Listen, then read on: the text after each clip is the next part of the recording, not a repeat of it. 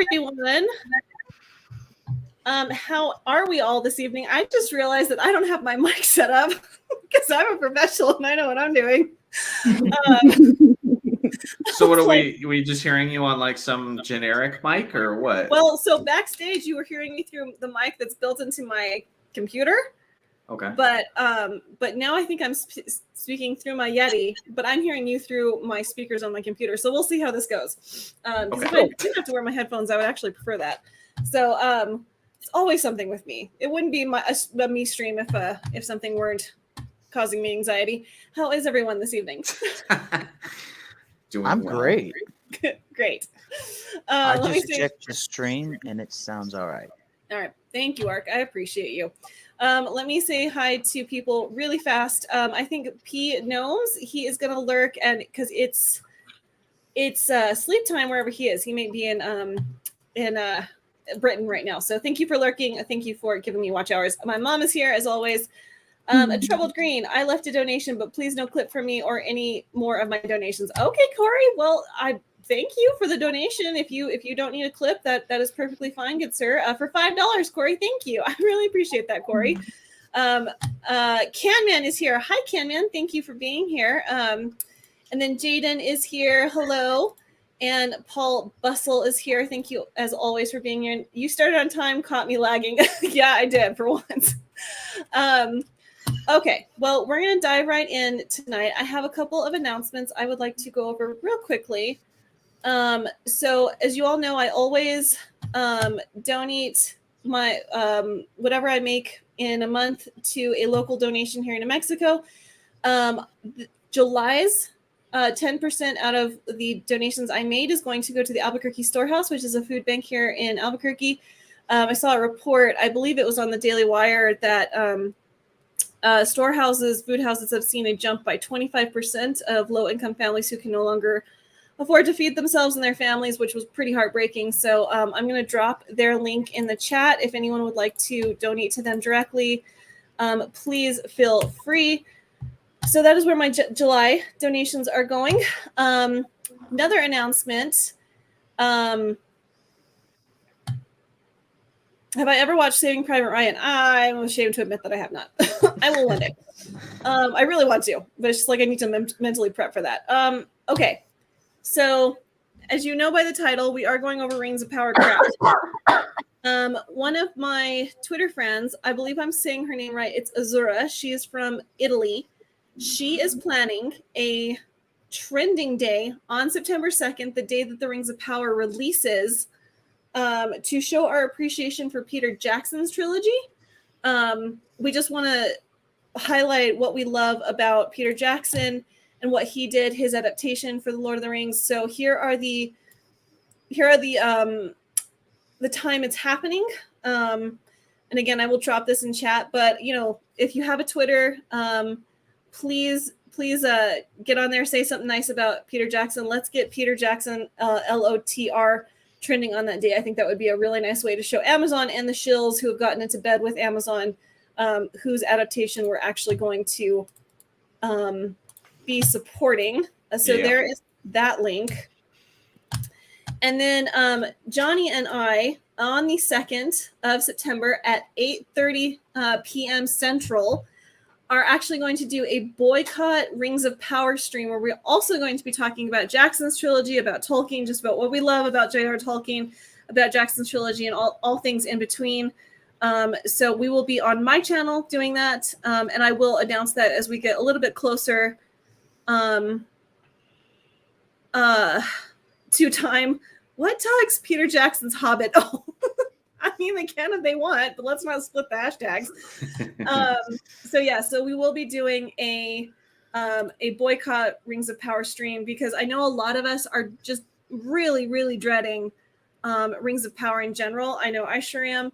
And it's also, again, it's so sickening that they're releasing it on the day J.R. Tolkien died. So let's have a stream where we celebrate and really highlight things that we love. So again, trending hour earlier that day, and then me and Jonny will be doing a stream. And we might be having guests on. We are still working out the details, but 8:30 p.m. Central is when that stream will be happening. Last little announcement is, this is actually for my little sister, Amy. She is currently attempting to get into the Pinterest Creator Fund. It's like getting monetized on YouTube. She needs 300 followers to be qualified for it. Literally, that's it. She needs people interacting with her posts. She needs people repinning her posts. As you can see, she is quite girly. She likes all thing hair, beauty, style. She's very into like vintage looks. If anyone is on Pinterest and would feel so inclined to go follow her, Ark has already dropped her Pinterest link in the chat. I'd really appreciate it if you guys would do that for her, because this is kind of what she's decided to do. And as you can see, she's pretty good at it. She's not a bad photographer, and she knows how to style things pretty well. I'm constantly going to her for advice, which is embarrassing considering she's 10 years younger than me. But I'm really proud of her. And so, yeah, if you guys have a Pinterest or into girly things, I know she'd appreciate the follow. So those are all the announcements that I have. Let me get caught up with the chat really fast. I'm sorry, I'm like flying through this. Justice for the Hobbit. Okay, you know what, Tugs? Next time you're on, we'll talk about the Hobbit. How about that? Are you daring them, Tugs? I couldn't tell. Yeah, neither can I. So anyways, okay. So that's all out of the way. We're gonna dive in to the San Diego Comic-Con trailer, which I have not watched. You sound so excited, Elijah. So excited. Go ahead. So Ark, have you seen it? Yes. I feel like I might have seen it through Gary's channel, but I sincerely don't remember it. That's how much I don't care. Is I can't remember if I've actually seen it or not. But I don't think Elijah's seen it, and Megan, you haven't seen it either yet. Right? Nope. Yeah.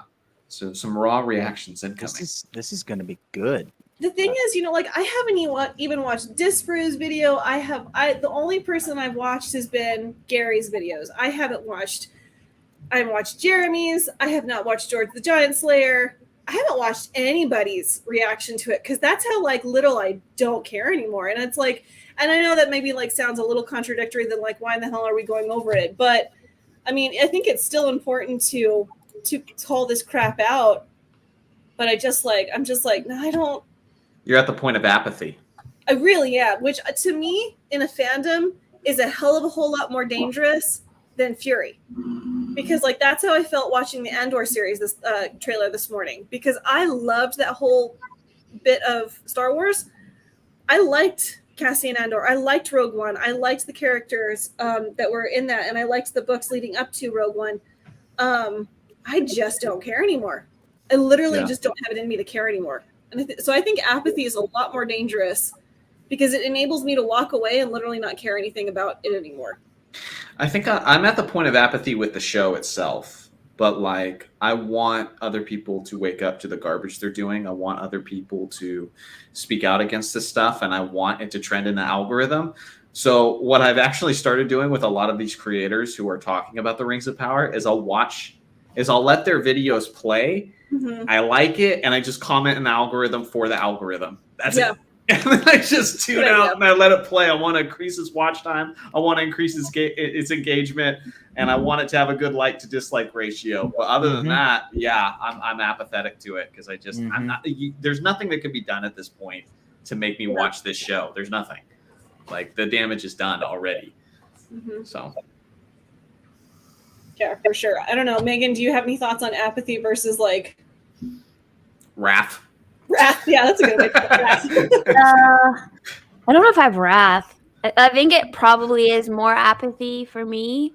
Mm-hmm. Probably because I feel like I've just been like hearing so much about it, and so after a while, my brain is just like, oh, whatever, I'm done. Mm-hmm. You know? Yeah. But I mean, I understand people wanting like to fight that and to I'm sorry, Jonny, I can't find my words. But like what Jonny said, basically just to fight that and wake people up. Mm-hmm. So I understand that, but I don't think I'm not the person to do that personally. Mm-hmm. I'll retweet things. That's there you go. Those are needed. Yes, exactly. All right, so sorry, I had forgot that I changed the settings on my audio. So let me There we go. Yeah, I don't see the Rings of Power really pulling anyone in. Only reason why I am watching it is to review it and rip it apart, and because I've already paid for my yearly subscription to Amazon Prime, so they've already gotten my money. So like it's a double-edged sword. It's like I need Amazon because I use it to buy products from them, products that I can't find anywhere else, or products that I can't find, like I can find them cheaper there on Amazon than anywhere else. And it's just it's all bad. It's all bad. Have they had one like trailer or teaser? Because I haven't seen one that's had a positive ratio. I think they're yet to have one. Nope. And I've even looked like the first, so the teaser for the actual trailer that released at Comic-Con, that initial the trailer that we reacted to when you were here with me. Mm-hmm.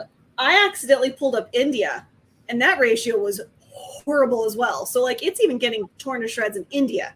Mm-hmm. So I don't think there's any country where it's being released where it has a positive reaction. Sure. Yeah. Crazy. Yeah.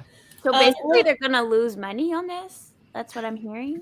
They could, but it's going to counteract it with all of the Prime subscriptions that they have. They are a behemoth. That is what we're up against. Like Disney Plus is one thing because you actually have to opt in for Disney Plus.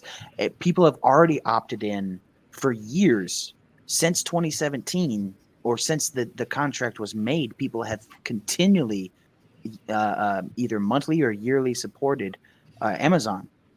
So 2017, 18, 19, 20, 21, 22, 5 years, 6 years of support by millions of people. That's a behemoth that we're having to take down. Yeah. So the very most, it's just going to die out then, hopefully? At the very most, we hope. I hope it dies out.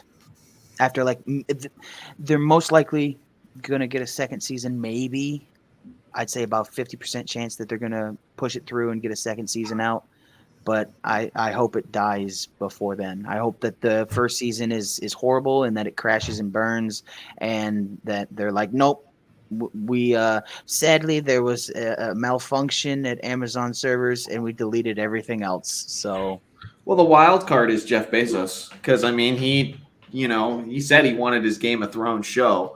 And if everybody's rejecting the show, I mean, he has the money to just keep pushing it through for as long as he wants. And so how's his pride going to respond to the fact that like at least 2/3 of everybody are rejecting this, And so that'll be interesting to see because, yeah, if he really wants to just keep pushing it out there and have a, lackluster product, he can do it. Yeah. And I do want to state that I will be canceling my Amazon Prime subscription. After as soon as it like gets almost to my year is out, like I'm done after this with Amazon. It is what it is. I actually find a lot of better deals on eBay. That's what I use now. I quit Amazon over the Lord of the Rings thing a long time ago, but it just takes a lot longer. You don't have the nice Prime delivery anymore, but a lot of deals I actually get better on eBay. So yeah, and I think this is an interesting comment from Nick. Casual viewers will watch it, but they're very much a one and done kind of crowd. They'll move on quick enough to the next big thing. I think that's right. I think that the normies and just like the crowd that I think like, oh, Lord of the Rings, it was, it's this thing I watched and oh, it's got the name on it. Like they will, like they'll watch it. But it's, for me also, it comes back to the rewatchability of something. Because how often do we put on Lord of the Rings? I mean, we as fans, we throw it on on a rainy afternoon when we want to watch something good. Like that's something we come back to over and over and over again. If they're like, oh, it was fine enough, and they move on with their lives, that also speaks to its failure, I think. Yeah, well, during the last season of Game of Thrones, this was a good example for me. Is we were doing watch parties on Sundays when it would come out, and we get roughly about 16 people there each time. And as much as it seemed like every Game of Thrones fan rejected it, it was like an even split after every episode that like people hated it and people thought it was pretty good. And everybody who thought it was pretty good were the most normie of my normie friends. Yeah. And everybody who hated it were the people who like bleed Game of Thrones up to that point. And so, yeah, it'll probably just be split. But that kind of stuff just doesn't get remembered. People aren't going to be talking about Disney's Star Wars trilogy 30 years from now like they did with the original trilogy. That's just not going to happen. For sure. Real quickly, I have a donation from Tugs for $5. Thank you, sweetie. Hi, lady. Sorry I couldn't make it. I hope you have an amazing stream. Everyone sub to Alasia. Love you all. Aloha. Thank you, dear. I appreciate that. And this is for you. If you want him, come and claim him. Thank you, dear. Okay, well, let's let's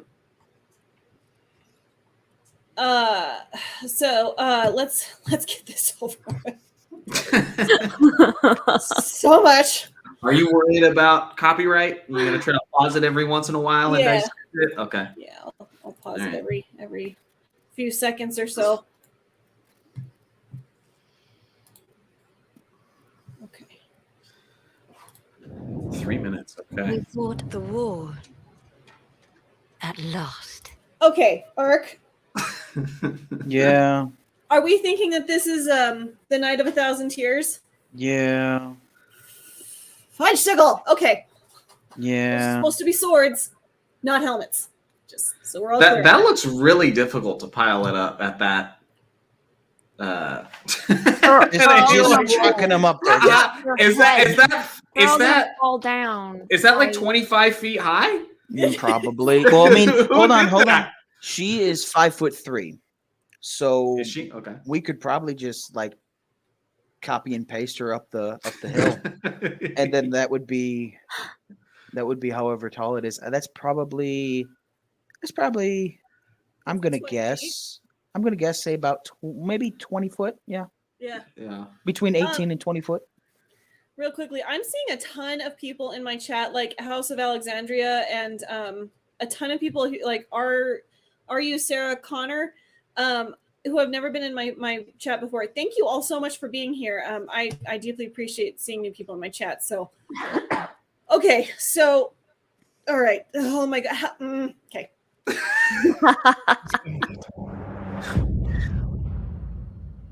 Today are days of peace. Oh my god.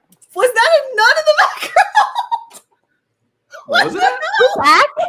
Yeah, it looks like a nun.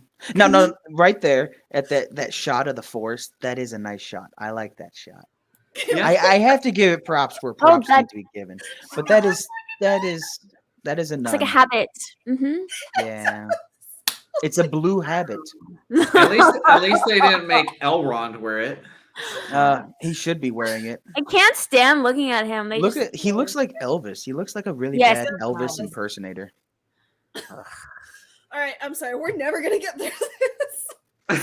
It took Looks me like an entire hour to get through this on my Twitch stream. Holy Lord. Okay. All right. Days of peace begin. We thought our joys Pause would it. be an end. That is, well, if you back up just a tiny bit so we can see the table. Okay, so you got Celebrimbor, Yeah. you got Elvis Elrond, Uh-huh. and that is Gil-galad. Dane the Fourth, I believe. Yeah. On the left And of the door, yeah. apparently Dane the Fourth and Elrond are going to be besties. Okay. Is this not Kel- supposed to be Galadriel in the middle? That's probably Galadriel. They probably did that shot on purpose, like Yeah. and the Gil-galad, like the Mr. Caesar Yep. doing Caesar things. This looks like, if you look at all the leaves on the ground, and then if you look at the chandeliers, it looks like Narnia. It does not look like Lord of the Rings. Like the elves, yes, they loved nature, but they would not have let leaves just Well, it is clutter well, everything. Eragon didn't have the melon trees, so Yeah, Eragon did not. Yes, No, I take that back. Didn't it was Lothlorien that did. Yeah. Okay. So the white tree was from Numenor. Where was? Never mind. Doesn't matter. That's getting into the weeds of the lore. Gary We would be here calls for him- 5 hours. We would be. No, he tens, and he played young Ned's. Yeah, that's right. And I never watched Game of Thrones, but yeah. Boys would be unending. We thought our light would never dim. I still can't get over that shot. It's This CGI. whole- It is straight CGI. They're standing No, on I a know, but platform what on a. It's. what I don't annoys like me it. is this the rising of the sun? Which again, it's like, how in God's green earth can they justify I don't know. Because there's something, and I said this a long time ago, there's something about this shot. White is associated with purity, and they all look very dumbfounded when like the sun is hitting their face. So it's like, are they watching the sunrise for the first time? But that would be horribly breaking canon. Why am I surprised? Because the moon rose first. The moon was the first thing that rose. That's why the elves love the stars and the moon so much, is because those are the first things they saw. The sun came afterwards. Mm-hmm. So I don't know. This shot really confounds me. My assumption is that they're going. This is a party traveling to Numenor. Yeah. I can see that. Are strange.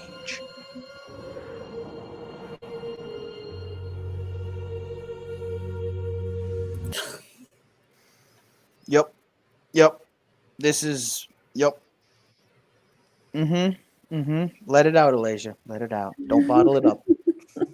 I just like, again, this is like where he comes in. There's just so many things wrong with this shot. I'm like, if you can't understand why this is breaking lore so bad, like I don't feel like I owe you Well, an break it down for the normies in chat and people who don't understand why it's breaking. Why is this breaking so much lore? So okay, well, first of all, Galadriel never went to Numenor.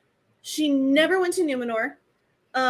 Never set foot on it. The only elven party.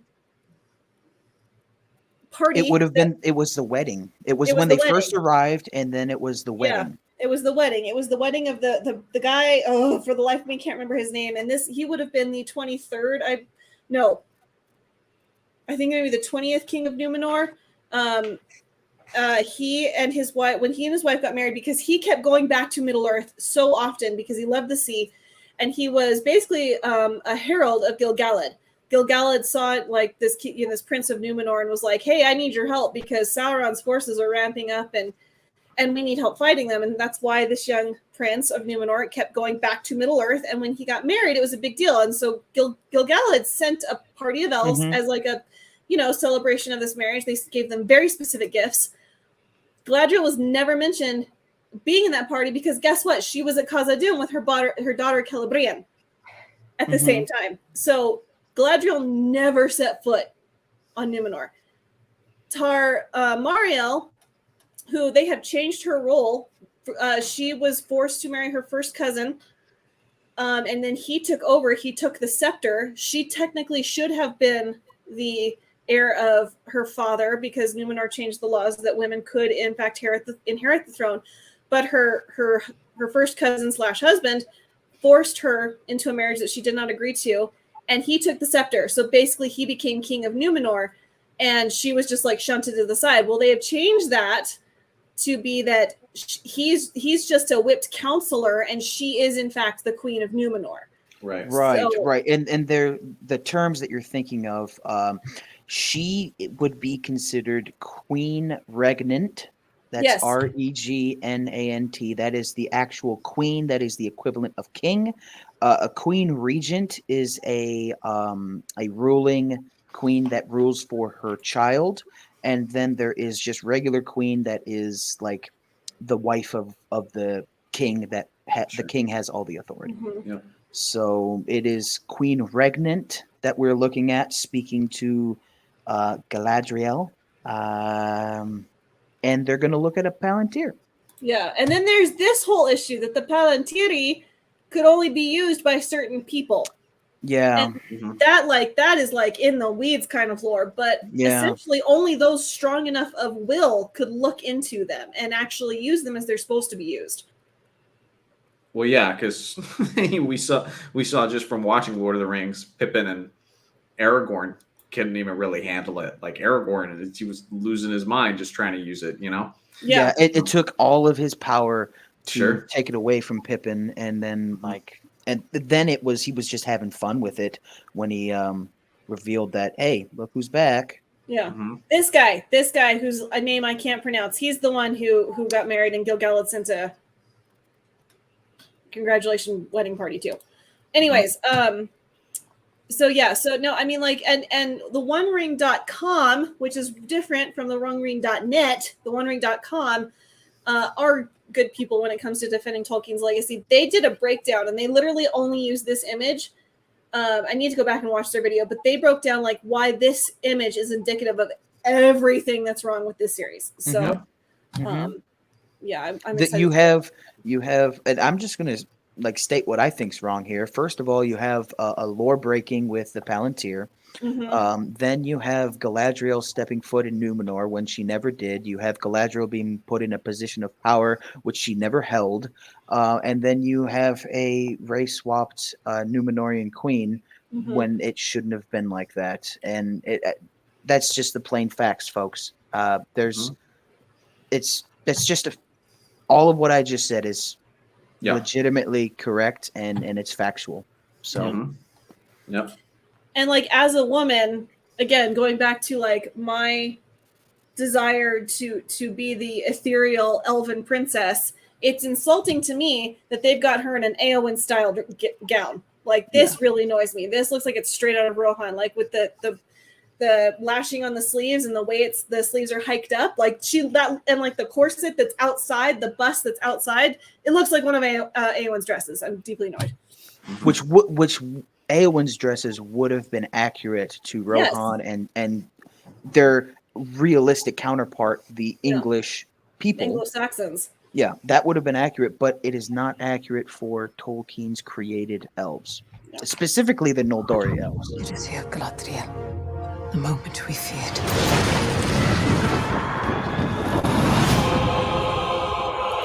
Oh my god. Okay. So right before it says based on the works of J.R.R. Tolkien, you'll see somebody dead on a slab. I believe that is either... I've initially thought that would have been Celeborn, but it's been brought to my attention that people think that is her brother. Yeah. With short hair. Yes. Yeah, I think that's supposed to be one of her brothers. I can't remember which one. Is it maybe Fingolfin? I don't know.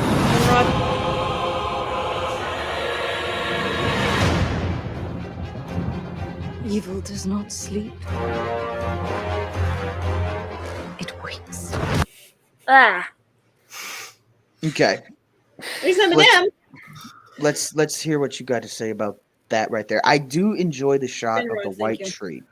That's the thing. Anytime it comes down to nature, but the characters themselves, which are the most important part, are the part that's just consistently being screwed up. I want to know who the heck is the barber in Middle Earth, because all of these haircuts, I'm telling you, what is that? He's literally I've never got seen frosted anything tips. like that in Lord of the Rings. Yeah, you're right. Archie does have frosted tips. 2000s like hairstyles on. No. Because I love how Slim Shady is in Middle Earth. This is not an exaggeration. He literally looks like Eminem. Yeah, he does. Did you guys see the response when the showrunners were asked why the elves have short hair? Because they live a long time. They basically didn't have an answer for it. They were like, well, they've basically lived a long time, so we envision, they've had all kinds of different, ways of living and styles and that sort of thing. So yeah, they just made it up. And you could tell there was like a 3-second pause where they were like, it's like, you're the showrunners. You should have an answer ready for something like that. I'm assuming they just want to spend money on wigs. Yeah. They blew it all on their CGI. Well, when I was, I'm telling you, when I was with Alasia recently, we were watching the appendices, and the level of detail in which they went into to make Peter Jackson's trilogy, every single detail mattered. Correct I mean, me there's if I'm so wrong. much stuff that they put so much time into that none of us ever actually saw in the movie or even noticed. You know, and then they have crap like this where it's like it feels like they just don't care. Like they don't care. They don't. They literally don't. Now, correct me if I'm wrong, but didn't the production start in '97 and the first movie was released in 2001? Yeah.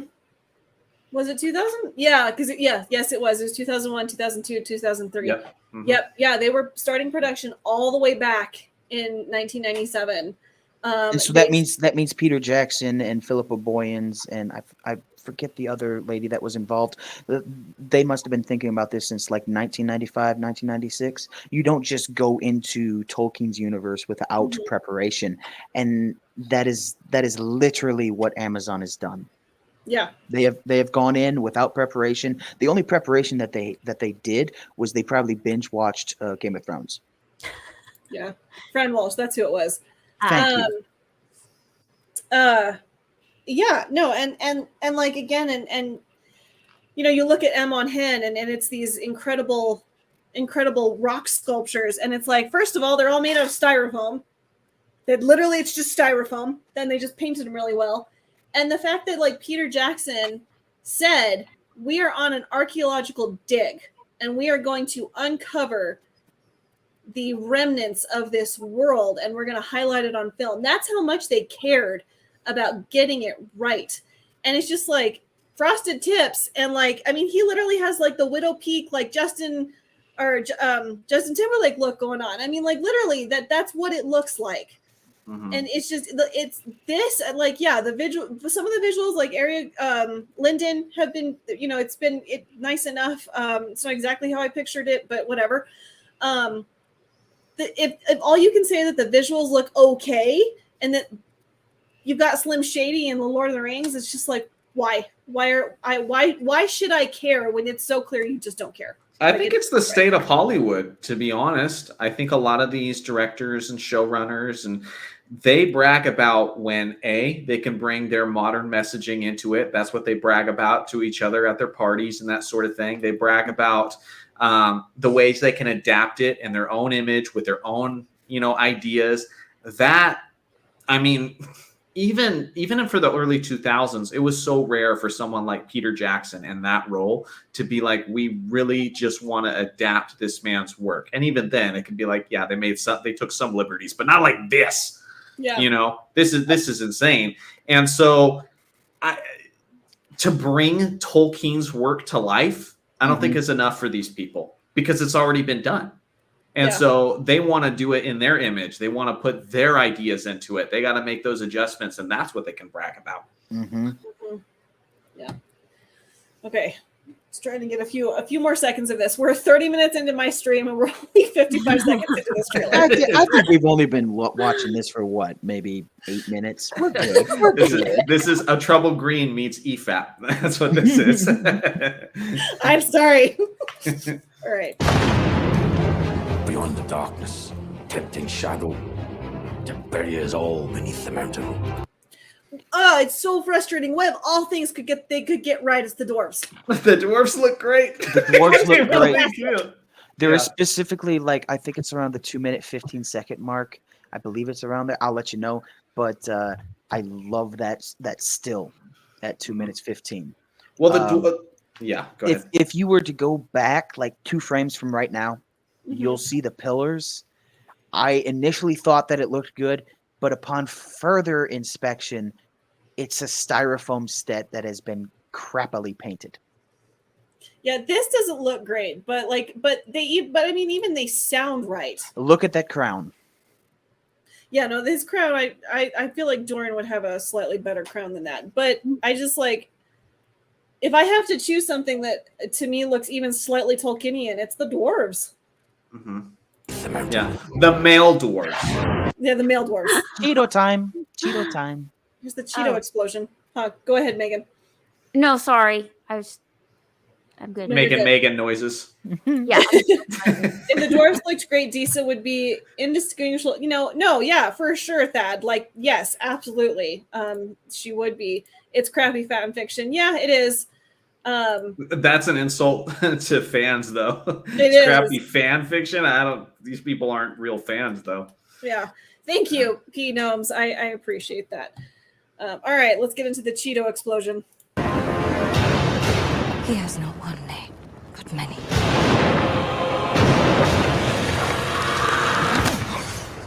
Have you heard of him, lad? Have you heard of Sauron? Okay, so now we're in Harry Potter.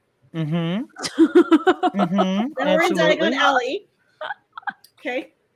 The only thing that I kind of liked is that the little symbol that was created out of the frost. I kind of like that because Morgoth and Sauron had the power of frost. Like that was one of their main things. Yeah, like Morgoth's realm was supposed to be just frigid. I mean, I think I'm giving them, like I'm not saying it's completely crap, but it is completely crap. But it's just like I'm pointing out where I enjoy things. I think I'm being kind of balanced. You're trying to, no, for sure. And we were able, we've complimented the atmosphere and we've complimented the dwarves. But I'm not one of those people that I'm not going to try to find a diamond in a turd if it's just a straight up turd. I'm gonna call it like it is.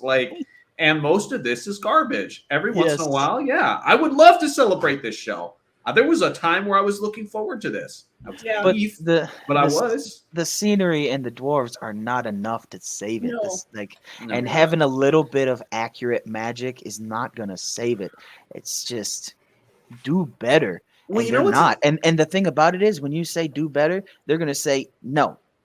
And then they're just going to push this at us. They're going to say, this is what you get. This is what you're going to eat. And you're going to be eating a turd sandwich instead of a beautiful chocolate cake. Well, the thing is, one of the things I even noticed is, have you guys noticed the soundtrack?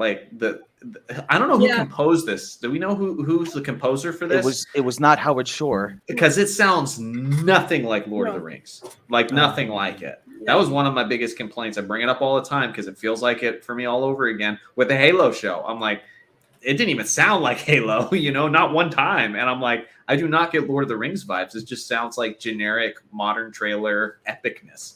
It's so unimpressive that I actually am trying to remember what I've heard of it, actually. I have no memory of hearing the soundtrack. The composer is a man that is named Bear, as in Bear. Bear. It's Bear McCreary. McCreary.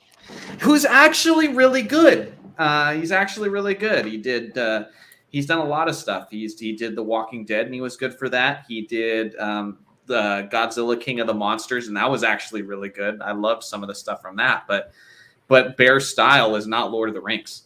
It's just not. So yeah, they're not getting almost anything right. Dwarves, okay, we'll give you dwarves. Yeah. Half of them. Half of those. All right.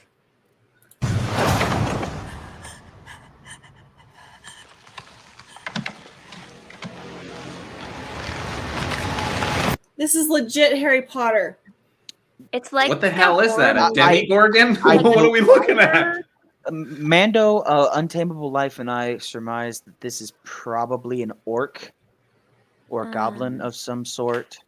It's like there's no creature that Sauron created or had control of that was described as such, unless it was an orc that just never clipped their nails. Okay.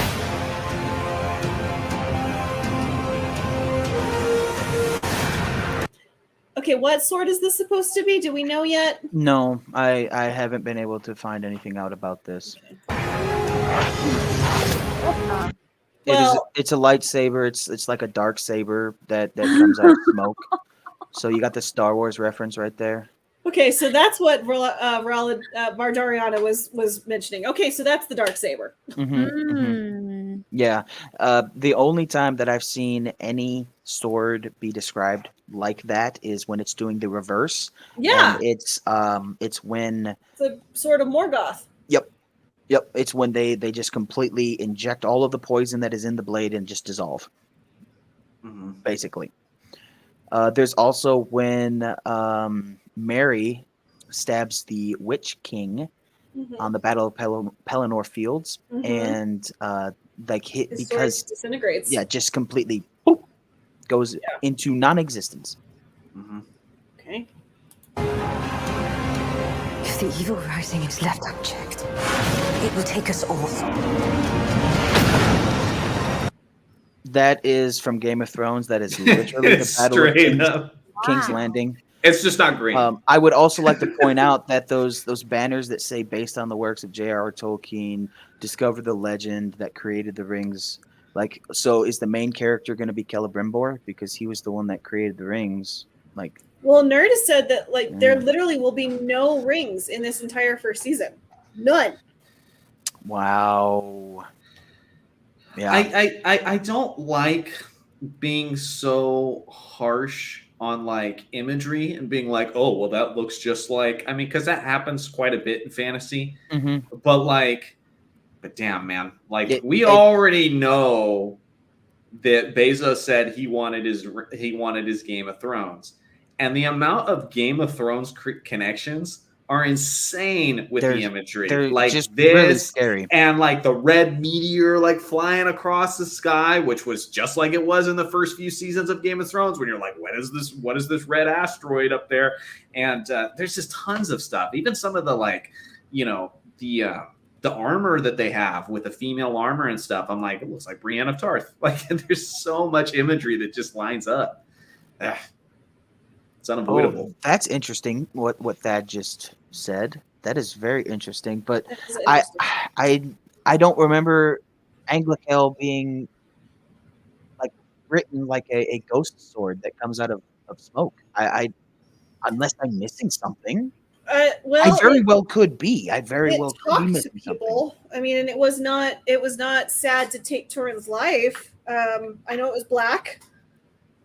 That's interesting. I mean, I could see them just taking the name from Turin's sword and kind of some of the aspects of it. But okay, God, if you bring in Turin, that's a whole other can of worms that that's would be so hard to tell.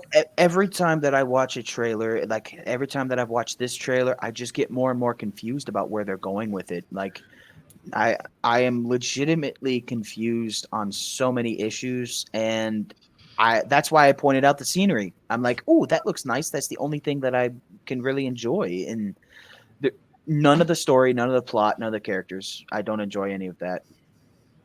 Well, I heard a rumor, and I don't know whether it's legit or not, but would some of your guys' confusion be alleviated if, like, the first season was like a history of Middle Earth type thing? It wouldn't be alleviated, but I have also heard that rumor. That is from a trusted source, mind you. Sure. I've heard that rumor. How can you tell a history of Middle Earth if you don't have access to the Unfinished Tales or the Silmarillion? The silver timeline, just like in Halo, you make your own history of Middle Earth. Yeah. That is literally the only way they can go about it, because the appendices are not there as a history of Middle Earth. They are supposed to augment your understanding of the Lord of the Rings, the trilogy of books, the 6 books. Yeah. And so because I think Turin is only mentioned in the family trees. So if you don't have the full depth and scope of Turin's story, like that's going to be a hard sell. Yes. To bring him in, or even aspects of his story. You know what I mean? So like that's the thing. It's if this entire first season is a history, it's going to be a completely, I would say 95% fabricated story. This will have nothing to do with Tolkien whatsoever. So I don't know. Okay. Find the light, and the shadow will not find you. Find the light, and the shadow will not find you. Good God. Horrible writing. Okay, so is he not Sauron? Is Halbrand not Sauron? That is what I have heard from the rumors that have been told to me. That it's going to be twist and twist and turn and twist, and then it's going to come out Halbrand is Sauron and is not emo Slim Shady. I believe that emo Slim Shady is just one of the cultists that starts the cult of Morgoth. Yeah. And I do want to point out, like, if you go back a couple frames back to those orcs, the orcs, they don't look that bad to me because This they is a clan do. hood. Yeah. Really though. Yeah, it is. Besides that, like, they would have to cover up because the sun would harm them. Yeah. If we're going by what happened to the trolls in that attacked Thorn and Company in Bilbo, they were turned to stone because of the sun. So it does make sense that they would have to have a canopy in the trees as well as having tree cover, and they would have to cover up. So Well- that's another plus, kind of. Well, here's the thing. I think, I've heard it mentioned a couple times. I was on Geeks and Gamers Clips, and I was talking about Lord of the Rings, and I was talking about when I watched the movies, and somebody in the comments said, oh, so at that moment, Jonny knew just as much about the lore as the Rings of Power, as the directors of the Rings of Power. I think they actually know the lore. I do. I think they know a good amount of the lore. They just don't care about it. And that's the only reason you get rid of somebody like Tom Shippey, is because you don't care. Like, you can hear what it is. At some points, they'll adhere to it. At some points, they'll understand what, Morgoth's powers were like and that sort of, and they'll get it right. But when they don't want to, they just won't, because they don't care about it. They want to make it in their image. So I actually think they probably have a decent understanding of the lore. It's just that they don't feel like they need to adhere to it. Yes, I also agree, and I believe that they have painted themselves into a box by signing a contract and buying the rights to only a specific set of things, and not the things that you actually want and the things that would actually help you create this story, such as the Silmarillion and the Unfinished Tales and all of the other histories. Those right there, the Silmarillion, everything dealing with like the Second Age and backwards to the beginning of the universe and the beginning of when Eru Iluvatar created everything, and the Ainur and the Maiar, and that would help them create this show. But because they've only gotten the rights to The Hobbit, The Lord of the Rings, and the appendices, they can't, and so they're throwing everything out of the window, and they're trying to do everything that is legally possible to create a second age without creating an accurate second age. That's what I think. Yeah.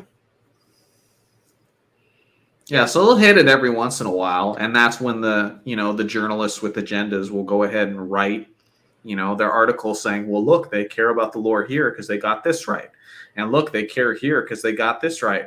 Not acknowledging the blatant differences where it's like, no, they just wanted to go in their own creative direction, and all these other areas, like, occasionally they're going to nail something, but it's the same thing with the last Halo show where it's like, Master Chief looked good. Everything around Master Chief was garbage, and the way he acted was not like him either. So at the end of the day, I forgot quickly how good that armor looked because it just didn't matter when the final product came out. Mm-hmm. And no, Lyle, I'm sorry. I'm done like giving this a chance. I know you say you like it, and that's great. If you want to go watch it, that's totally fine. But I'm not interested in defending this in any way, shape, or form. It's just, and I don't mean to be rude. It's just like if you truly care about Tolkien's legacy, I'm a little confused about how you can find it within yourself to like be like, oh, it's okay that they're completely painting Tolkien as a racist colonizer. Like, no, not going to sit well with me, and it's not going to fly. So yep. If you want to watch it, go, please do enjoy. And I hope you have a great time watching it, but I'm not going to like, no, this is shit. It is. And they're destroying Tolkien's legacy. End of story. Like, and we have to, I mean, J.R.R. Tolkien and Christopher Tolkien are dead. Yeah. The only people who are going to speak up for his legacy at this point are his fans, because the people who actually cared him and his son, they're gone. Yep. They can't speak for themselves. And so it's up to us to speak on his behalf for their legacy. If we don't, who will? No one will. They're gone. And his last surviving direct descendant, his daughter, died this year. I believe it was February of this year. Yeah, it was. It was quite recently, actually, that Patricia died. So, no, I just like... And we have never once said that you can't like this. Like, if No, you go for it. enjoy Not at all. this, enjoy it. Go ahead. This is what Lethal Lightning, Epic Mike, and Lady Gravemaster and Disparu have all said about the Halo show. They publicly stated, if you like the Halo show, enjoy it. Go back and rewatch it. Do whatever you want with it, but we will point out the flaws, and we will not be quiet about how it has twisted the Halo lore. And we are saying the same thing about Tolkien's Legendarium and Tolkien's Legacy. We are saying the same thing. It's just a different universe. Well, the funny thing is, like, the double standards a lot of times that come with that, because the people who do like this stuff are also going to be like, are often going to be like, well, if you don't like it, why don't you just not pay attention to it? Which I know Alasia's already thought about with her apathy. She's like, she'd rather just not acknowledge this show sometimes. But the funny thing is, the same thing applies to the creatives who are talking about it, slandering it. Well, it's like, well, if you don't like what we're saying, nobody's making you watch it. Like, Yeah. right.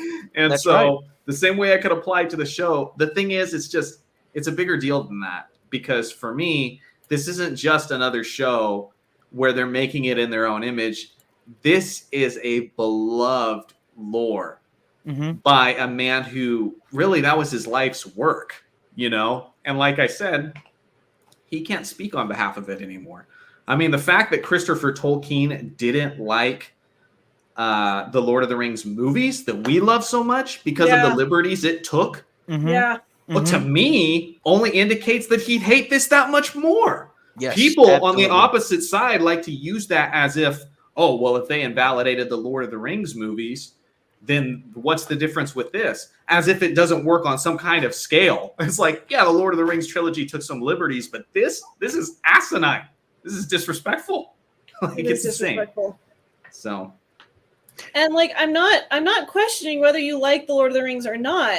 I'm just, it baffles me a tiny bit that why you're giving this a chance. Like, I don't understand. I'm sorry. I'm gonna come out and say it. I don't get the wait and see crowd. I don't. And I just, you know, if the evidence is so plain and clear about what they're going to do, because I know a lot of people who did the wait and see game with the Wheel of Time, which I have not read. I know nothing about that story whatsoever. And then when it did come out, the first episode, they were like, "That we're out. This is BS. We're done. This is exactly what everyone warned us about." Like, that's the thing. It's like, how many times do we have to be burned for us to realize that, like, the agenda is real, what they're doing is real. What we're saying, the scary. Thad said it perfect. Thad said it perfect. Where's that? You don't have to defend enjoying something, and it's possible to separate the two issues. Sure, yeah, but I'm not going to let them get away with, like, slandering Tolkien to the point where they are. Yep.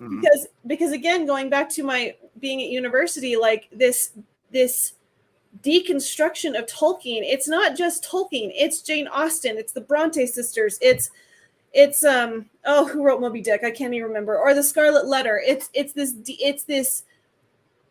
this burning of Western canon that so much of our society and culture is founded on. That's what's scary. And I don't want to get into it, but like those ESG scores that like DeSantis is now starting to address, that is fucking scary. And I can't, if that's where we're headed, it's not just the show, it's the scary things that are wrapped up underneath the show. It's like lifting the log and seeing the cockroaches underneath it. That's what terrifies me. And that's why I think it's important. It's like at one point, you have to be like, no, we're done. We're done. Yeah. Herman Melville, thank you. Well, I think it gets back to like I have a really close friend whose favorite show was Game of Thrones. And yeah, it devastated her when season 8 was terrible. And she's like, I just want another good fantasy series. I want another good Game of Thrones. And she was talking about her hope for this show. And I'm like, it's going to be trash. It's going to be terrible because I'm coming from it from the perspective of a Lord of the Rings fan. And I was like, it looks like it's going to be another Game of Thrones. Like they're trying to make Lord of the Rings in Game of Thrones image. What was interesting is she was actually okay with that. Why? Because she's a Game of Thrones fan. Yeah. And so she was okay with that, getting that. And it was like what we said, like that question I asked last time I was on a stream with you, Alasia. Is it possible to have a show that doesn't adhere to the lore that could still be a good show? Some people would say yes. as a diehard Lord of the Rings fan, I would say no. But I can at least understand somebody else's perspective of being like, yeah, I could see how it could be a good show, even if it doesn't adhere to Lord of the Rings. I just personally, that's not for me. Here's the thing: if like it's my issue is it gets back to like these scary undertones that is going on in just the wider United States and within Hollywood, and these agendas that just seem to have these deeper, really terrifying hidden meanings, which I'm trying to like beat around the bush here, but I'm sure you guys can like understand what I'm getting at. But if they were just like, if they had just come out and said, we're going to have a Tolkien-esque like show, we're going to, you know, this could have been set in Middle Earth at some point, this could have happened. Like if they had just structured it differently, I would not care one way or the other. Sure. I really wouldn't.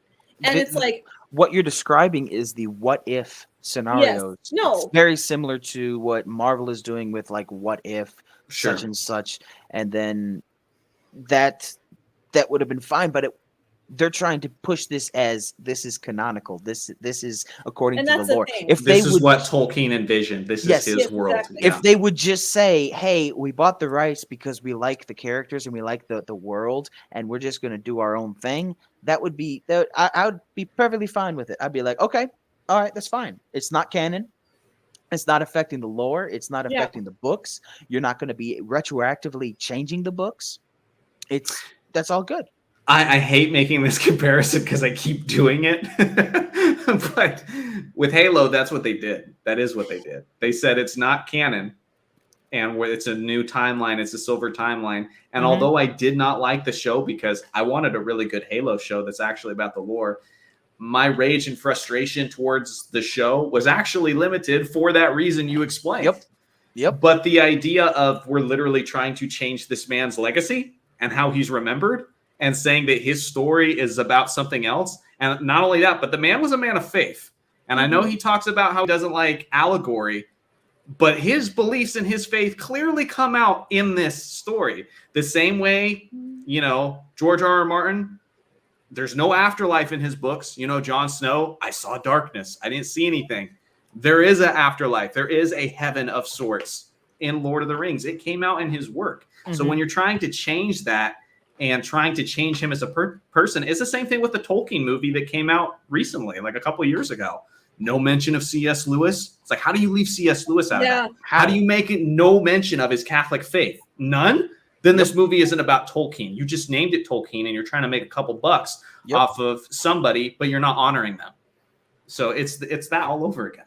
It is. Yeah, absolutely. Oh, we're going to get there. We're going to get there. And we're not going to not talk about this because this is like the Eragon series is very near and dear to my heart. So sit tight. Once we would get through this damn trailer, it literally did take us an hour. Okay. I apologize about that. If Amazon were honest with their intentions, we'd at least watch in good faith. Exactly. Would give it a chance, but they're actively pissing us and calling it rain. It's the pretense that bothers me. And that's also, I just hate how Hollywood makes us view everything with suspicion and being jaded. I hate that. Dude, you are preaching in the choir. Absolutely. Men. Now, I do have something to say about being jaded. In video game culture, you can pre-order things. You can pre-order video games.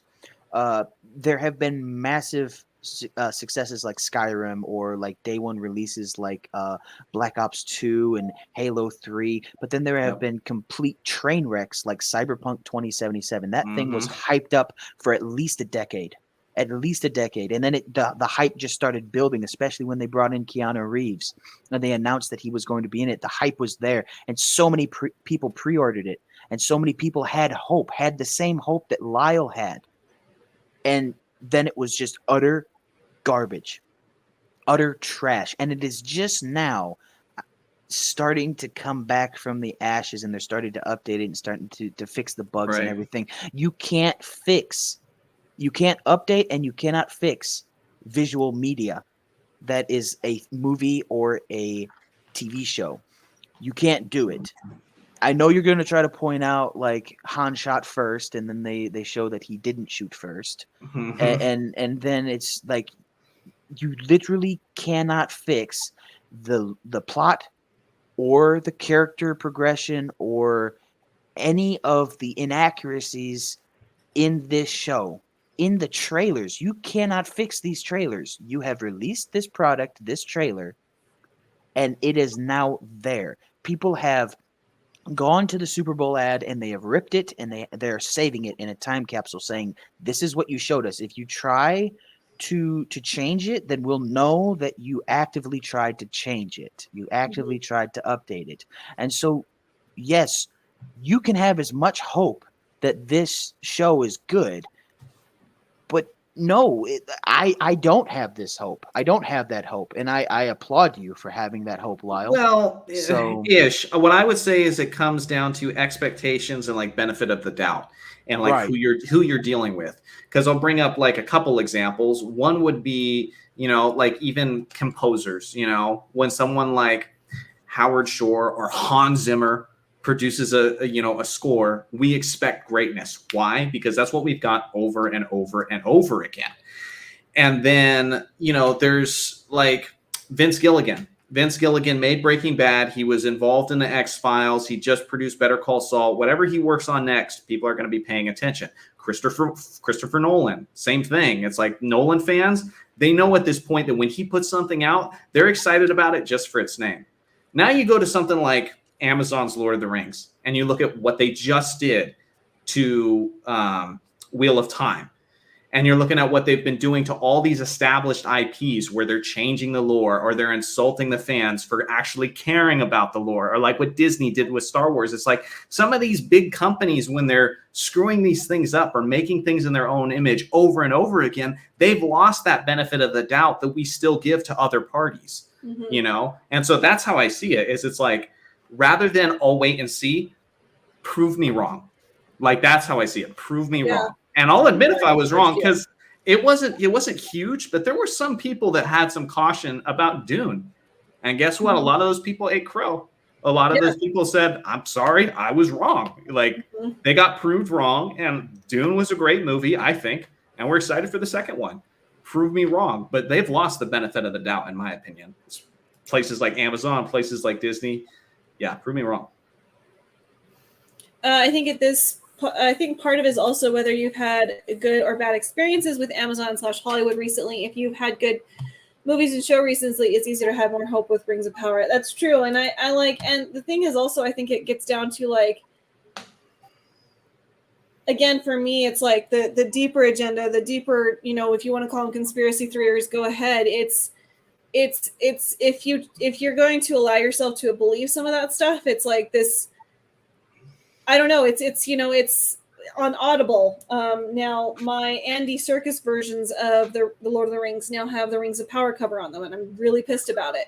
It's like, it's, you know, to take it to the extreme, when does the FBI come knocking on your door because you are reading Lord of the Rings because it's a white supremacist story? I mean that's extreme, and I'm taking it to a very extreme place.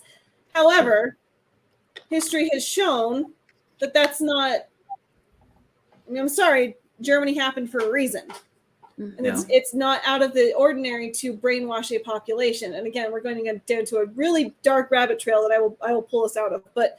It's just that for me, as a historian of the 60s, and seeing those movements and seeing so many of the same things happen again, that's what startles me. And so it's not just that I'm going to defend Tolkien to my last breath. It's how it's the narrative built around it that and that gets down to, are you willing to lift up the log and see the cockroaches, or are you going to ignore it? And so I think also that gets down to personal choice about what you want to see. Well, yeah, because it was, I mean, they made Lord of the Rings more, quote, diverse by, 2022 PC standards because they believed something was wrong with it in the first time. Why isn't there black elves? Why isn't there black dwarves? Why isn't, first of all, it's an Anglo-Saxon, but they don't care about that. It needs to, and so naturally by adding those things, they have acknowledged that what was established, that lore, there was something wrong with that. And so they have to change it. And so, yeah, I mean, it's the first steps to that, but it's exactly what you're talking about, Alicia. Like something was wrong with the way Tolkien made his work. And that's what I'm talking about. They don't want to just adapt Tolkien. They want to do Tolkien, but better, better. and they have stated that, and it's we can.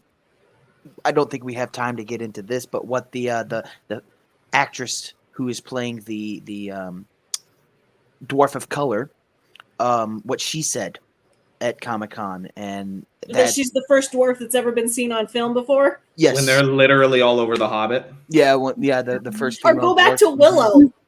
Yeah, and it's just those comments are what keep me from even having a slim chance at hope.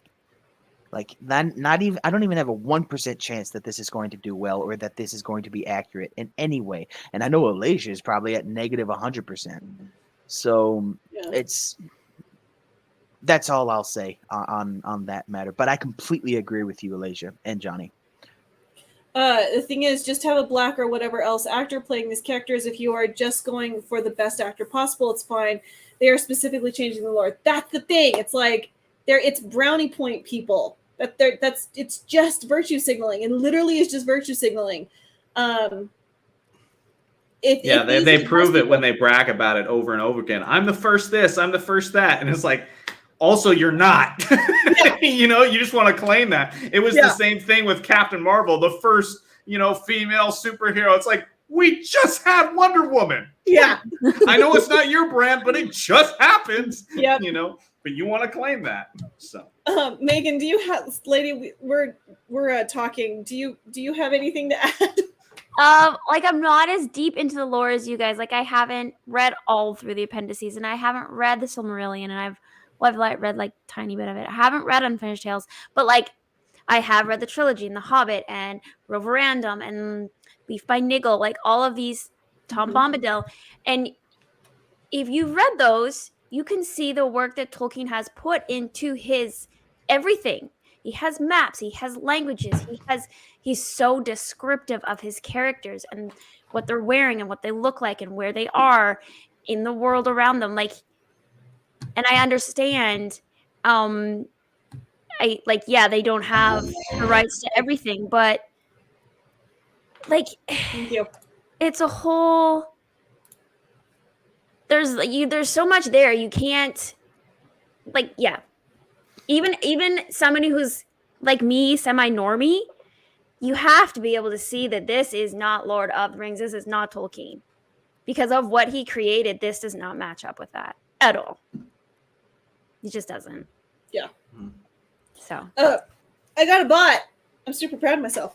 Yeah. Good job.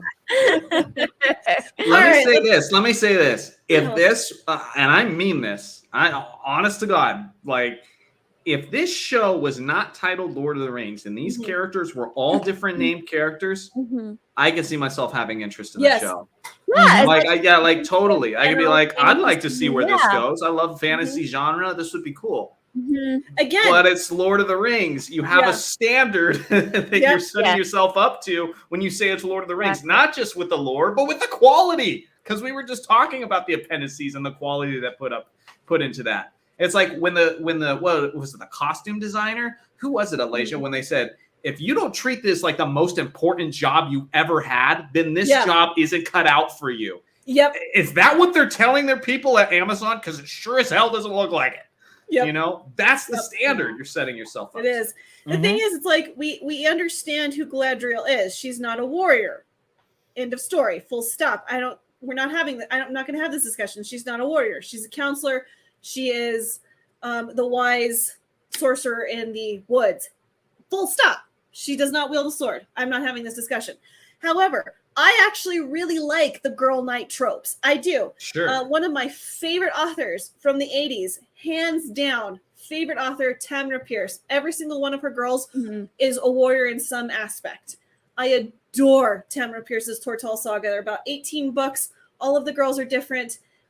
2 of them are lady knights. I don't have a problem with the lady knight trope. I actually think it's a really good trope if it's done right. So that's the thing. If this didn't have Tolkien on the title, I would be watching this, and we wouldn't be having this discussion at all. So, okay, let's try and get through more of this. We're never going to get out of here. Together we can survive this. Fight with me. There's the moob armor. Yep. So bad. Yep. Oh, it's so bad. And like the horses, what they put on the horses when they had that close up. Yeah. And like it's plastic. Rubber. It That's is. what It is 3D printed. It is 3D Oh. printed. It's so bad looking. Mm. It is. And It's what is she weird coming doing from Amazon. It's like you have money trees. Like Yeah. you bleed money. Like if anyone should get it right, it should be Amazon. Yeah. It's just weird. What is she doing? Going into a gladiator ring? Dear God. Okay. No, she's going on a boat. Each of us. She did not have a child. And now they're singing from Mithril. Okay. Must decide who we shall be. Okay, so I'm just going to reiterate this. What they have done by putting a sword in Galadriel's hands and putting Elrond in Khazad-dûm in Moria is that they've literally just swapped their places from the Unfinished Tales. That's all they did. Because Galadriel and Celebrian were in Moria at this time. Celeborn was in Rivendell because he refused to travel through Moria because he hated the dwarves so much. They were separated for a very long time. And Elrond was in the north with Gil-galad. No, excuse me. Oh, man, I really botched that up just then. Celeborn and Elrond were fighting in the north at Eragon. So let's just be clear on this. They literally just swapped Elrond and Galadriel's places. That's all they did. I'm pretty sure. I wonder why. I'm pretty sure Celeborn didn't like the dwarves. I think you got that right. No, he did. He hated them. Yeah. But let's wait and see, Alasia. Maybe that's a good switch. Maybe it has nothing to do with modern politics. Maybe it has nothing to do with the women's got to be a strong one with a sword, even though that's what we've seen over and over and over again. Maybe it has nothing to do with the feminization of men in 2022. Come on! Like, how many times do we have to see this? I've seen this song and dance. Don't tell me this is Tolkien. It's not. Absolutely. Right. And Celeborn's dead, apparently. Which doesn't make any sense because then you won't get Celebrian, Nope. and then you won't get Arwen, and then you won't you won't get Aragorn's drive, Nope. and then you won't get any other new king besides Aragorn. So when you take out the feminine, you literally destroy the man's. Right. Okay. Yeah. Anyway, moving on.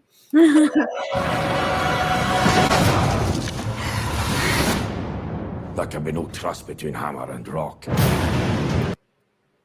Okay, I'm just pausing it just for copyright issues. It's coming up close. God, this looks 15. cheap. Yeah. So apparently they're in a boat, and then it gets attacked by a giant leviathan fish, and yeah, that's Which fun. was never mentioned in any of the books anywhere. Yeah. The Bible. Right there. Yeah. See the death mask that the dwarf has behind? Oh yeah, right here. I do like that. I don't like that, That it's looks going badass. down to the beard, but I do like that. That is not the beard. I mean, and that's accurate. They, Hurin's, was it Hurin or Turin? I can't remember which line of the family. They had some sort of death mask. Who was in charge of the dwarves? Because the dwarves are awesome. I know. Seriously, that looks good. Mando and I were saying, and then also on my Twitch, we were all agreeing that the person involved in directing where the dwarves go, they actually cared. They did. Or they cared enough to try to make it accurate. Because the dwarves, like, look at that beard. The beard looks good. We're looking at Nick Rekieta right now. Like, this is his breakout role. Like, I really like what Nick's been doing. They're going to reincarnate Celeborn. Maybe Sauron will make a deal with Galadriel to do it because he's the necromancer. Oh, God. That'd be hilarious. I would laugh. I would cry laughing. Also, I would cry because of depression. Ooh, I'm gonna have to go check that out, Sam. That sounds really good. If you can put that in my Discord, dude, or even in our group chat, I'd appreciate that. I would very much like to watch that. Okay, here we go. Actually, one or the other. I surely beg. Because a black guy in chains, that's not having social commentary at all. By white orcs, are you joking me? Yep. Are you kidding me? He's in chains and being. I'm sorry, around by Alasia. White female orcs. Get your representation right. Come on now. Wow. Okay.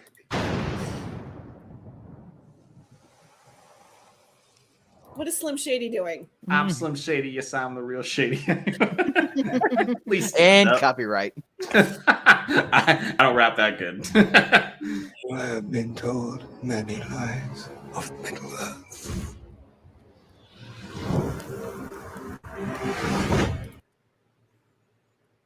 Does that So we've line been at all told- feel meta for you? We've been told many lies about Middle Earth. I'm sorry. What is what the Isildur said in the other trailer? It was essentially Kylo Ren's "Let the past die, kill it if you have to." There's nothing being said there. Yeah. Now that was how he gets abducted into the orc horde, and then he become. I believe it was said that he becomes the leader of the orcs for a little bit. You have to keep watching. You have to keep watching. Oh, all right. There's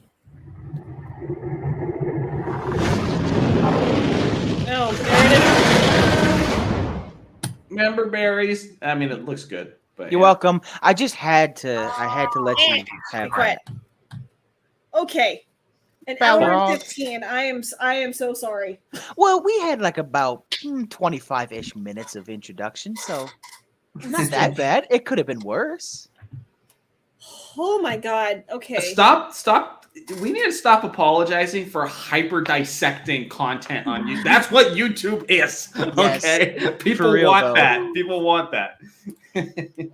Actually, in the book The Long Road, there is a mention of the sea serpents, which are said to relate to dragons. So there's which one's the Long Road? Is that one of the histories?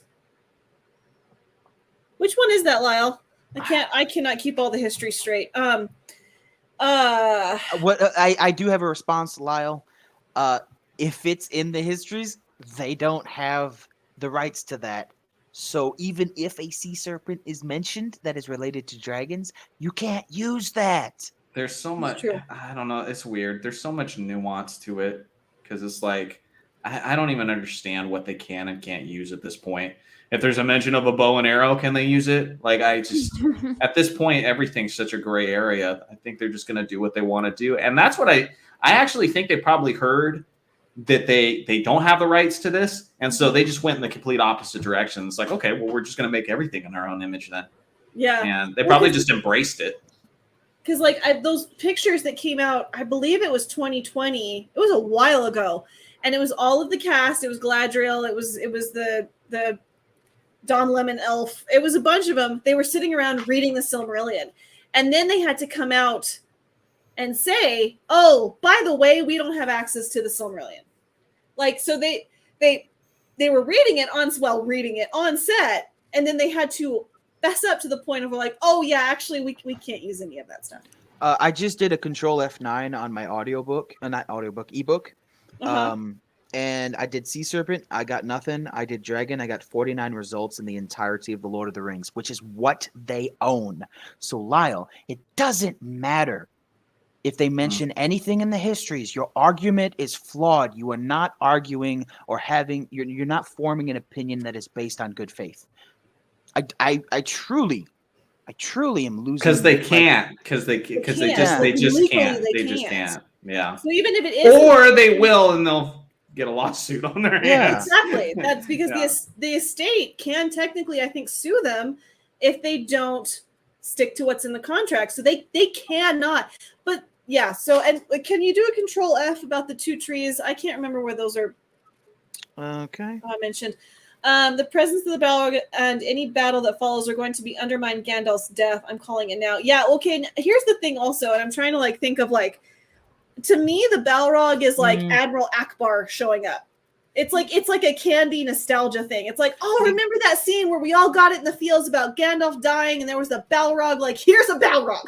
Yeah, no, I don't necessarily. I agree with you, but I don't necessarily agree with that comment, Sam, because there were more than one Balrog, and they were all Maiar. They were all. Yeah. I'm not saying there were thousands of them, but there were quite a few, and they were all Maiar. They were all on the same level as Gandalf. They were all, wreathed in darkness and flame. All of them were described as that, even Gothmog. So I don't see that as undermining Gandalf's death. I just don't. I just see it as a shiny. Here's the shiny. See, remember that thing that you all saw in the theater that made you cry? Here it is. Oh, it's a member berry. That they call those member berries. Yep. Yeah. The Well, I one mean, that- to a certain extent, that's, what a trailer is. Just to tease you and to highlight certain things. It's just to have that come at the end of everything else we saw is just like, doesn't do anything for me. In Appendix A, the Annals of the Kings and Rulers, Telperion and Laurelin are mentioned. All right. It is said Feanor was the greatest of the Eldar in arts and lore, but also the proudest and most self-willed. He wrought the three jewels, the Silmarili, and filled them with the radiance of the two trees, Telperion and Laurelin. So the Silmarillion, the Silmarilli, and the two trees are mentioned. Okay. All right. Thank you. Do you think if they had access to the Silmarillion, they would be able to cause more damage? Yeah. Yes. At this point, yes. If they were doing this in good faith, I'd be really annoyed that they didn't have access to the Silmarillion. Now I'm happy. Yep. And the Unfinished Tales. Absolutely.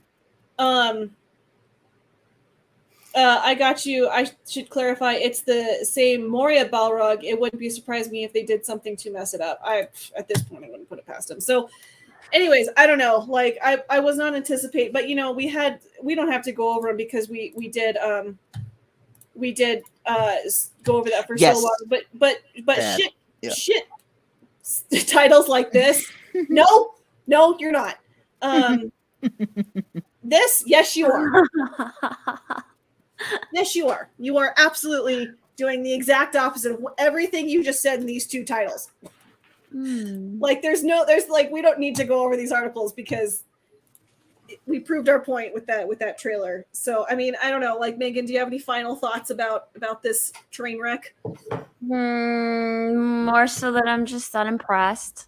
I'm not gonna watch it. I'll just watch your all's review on it, and that'll be way, way more than enough for me. But hey, if they do a dwarf spinoff, yes, maybe. Maybe. We'll see. Just a story about Moria. yeah, exactly. Maybe. And as long as it's all males. Exactly. Because the ladies don't have the beards. Exactly. Can they use other books like Creatures of Middle-earth because they would have access to a lot of things? Oh, that's a good question. I have deciphered from all of this mess of like not being able to see the actual contract and only what's been leaked is they only have the rights to The Hobbit, The Lord of the Rings, and the appendices. That is it. Yep. All right. Okay, well, unless you guys have anything else to say, I do want to talk about Eragon before we close out because we're at an hour and 20. So, anything final thoughts you want to say about Rings of Power? Boycott stream September 2nd. Yep. 8:30 Central. Hang out with me in Malaysia, and that will be positive. I mean, we are going to embrace the apathy for that stream. It's not to dissect a trailer. We're not going to be, me and Malaysia aren't. We're not going to be reviewing the episodes of Rings of Power or anything like that. We're just going to focus on what's good because, when there's something so terrible like this, there's an opportunity to be grateful for what we have. I'm so glad that the Lord of the Rings trilogy, I have my physical media. It's done. No matter what they try to do, they can't take it from me. I have it. It's physical. I could pop it in and watch it anytime I want. And that's worth being grateful for. So we're going to celebrate that. Absolutely. Yeah, for sure. So, so I will be it will be now the reverse. I will be at Johnny's place. So we will be sitting there at his screen.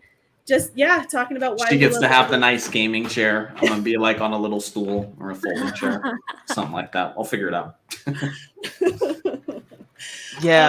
My final thoughts are I have no hope that it will be good. None. Like I previously mentioned, I'm only reviewing it because I still have a subscription and I will have access to it. I also think that it is important to definitely a double-edged sword. Don't watch it, but also you have to watch it to then rip it apart. So if I didn't want to rip it apart so bad, I would be right there with you, Alasia, and you, Johnny. I would be right there with you, and it's just I want to rip it apart. I want to point out the fallacies and the inaccuracies and how it's tarnishing a beloved lore. And it is truly, this is going to be more of an atrocity than episode 7, 8, 9 of Star Wars. This because Star Wars is Star Wars, yeah, but this is Lord of the Rings. This is going back. It's almost 100 years. It's going back because The Hobbit was released in the 30s. It is almost at what is it? At least 80 years since the Hobbit was released. Yeah, and then it was 14 years. So it's in the at least I'd say 70 years or so. Or maybe like 60 something years that the Lord of the Rings has been released. Mm-hmm. Yeah, and you don't need to explain it for us, Ark. Like you have our full support because that's how you combat misinformation. Yeah. If they want to keep saying over and over again, this is Tolkien's world because X, Y, and Z. The only way the truth's going to be out there and it's going to prevail if you've got people who actually know their stuff saying no, it's not. Here's why X, Y, and Z. So no, what you're doing, more power to you. Keep going. Yeah, we're supporting you all the way. And Rachel, I think that this is a lovely idea. I'm sure that we will have at least the music on. We might even do a marathon because our stream is going to be at 8:30 p.m. Central Time after Friday Night Tights because I know that Gary will be on fire. So I look forward to watching Friday Night Tights that day. But yeah, no, throw them on and come to the stream prepared to like talk about the things that you love about the movies and we're going to talk about the reasons why we love the books. So yeah, no, I think that is a fabulous idea. I look forward to the EFAB about it. Better use of my time than giving it to money to Amazon. Absolutely. And thank you, Trucker Rob, for being here. I appreciate you, man. Hey guys, I'm late. We were chatting about a horror movie. No worries. I saw you guys were live, and I felt bad because we were at the exact same time. But I hope you and John had fun. Those who don't understand the anger don't understand Tolkien. Well, yeah, kind of. All right, so let's move on because we do have things to. We have got 30 minutes left, and I want to at least go over a little bit. I've got another bot. I got it. Thank you. Oh, damn it, Johnny. So for those of you who are not aware of, Eragon is a book series called The Inheritance Cycle that came out in, I believe the first book came out in 2006. And it was, and it is, and I'm not going to hide this fact because I've gotten into arguments about this with people. I know a lot of people have issues with Aragorn and Christopher Paolini. I don't care. I love the books. Okay, I love them, but they are unapologetically Tolkien meets OG Star Wars. Like they are. I'm not going to hide that. Oh, absolutely. And unapologetically that. And that's why I think I like them so much because I enjoyed the original trilogy and I enjoyed Lord of the Rings, and I'm just like, this is what a somewhat of like a love child would look like. Yes. But then that is only for the first book, only for Eragon. When you get into the second, third, and fourth book, and then when you read his short stories that he released, I believe it was 2021. Yep. Like when you see him progress, you see Christopher Paolini progress as an author, and you see the lore start to blossom. Like what we're seeing is, especially when he went to Rowengard in the fourth book. Oh my gosh, this is going to be a 6-hour stream now. Okay, Ark, you and I need to do a lore stream just about Aragorn. And I'll just strike down the sex bots from chat. There you go. There we go. I would love to do an Eragon stream with you, Alasia, but I'll try to keep it short and simple, and then I'll let Megan and Johnny talk and you, and then we'll just move on from here. But in regards to it being ripped straight from Star Wars and other fantasy books, I don't care. I truly do not care Yeah, I don't at care all either. about that, because you see the progression of how he became an author. He started at 15, published it with his parents' publishing company at 19. He was very blessed to have that route. He was very blessed to have a supportive family, inspire him, Mhm. and to write a book at 15, and to have exposed him to the Lord of the Rings and Star Wars, and have that foundation to then step out of his comfort zone, write a Yeah. book when he's 15, all the way to 19, and then publish it. That takes some guts to publish something that young. Yeah. What were you doing at 15? I sure was not writing. I didn't know how to write. I still don't. I actually was writing, and it was terrible. My dad was in chat earlier. He can speak on behalf of that. It was bad. Yeah, Bad. same. I needed to grow up. So I loved Eragon, read them all in high school. And yeah, no, they are like, if you want a story, and here's the thing, and I love Tolkien. We just got through Tolkien, though, takes some, like, you have to sit there and pay attention, especially like the Two Towers. Like, you have to pay attention. There is a lot that goes on. If you want something a little more like you could just sit back and relax and not have to think too terribly hard about it. I mean, book 3 and 4, you're getting into a little more deep lore, but especially 1 and 2. 2 is my favorite because we get introduced to a character and his dragon that I absolutely adore, and I want Christopher Paolini to go back and write a history of the writers from their perspective. Anyways, this series is for you. Like, this is such a good series, and I am so furious that that Disney Plus is moving ahead with making it a TV series, because I'm sorry, everything that we have just discussed about the Rings of Power is going to happen. And like, this is from the Mary Sue. It's on MSN. She is this person is literally advocating. We won't go through the whole series, but the point of this article is to show how that this series needs to be a story from Nasawada's, basically a story about Nasawada, which she's basically the Princess Leia of this whole series.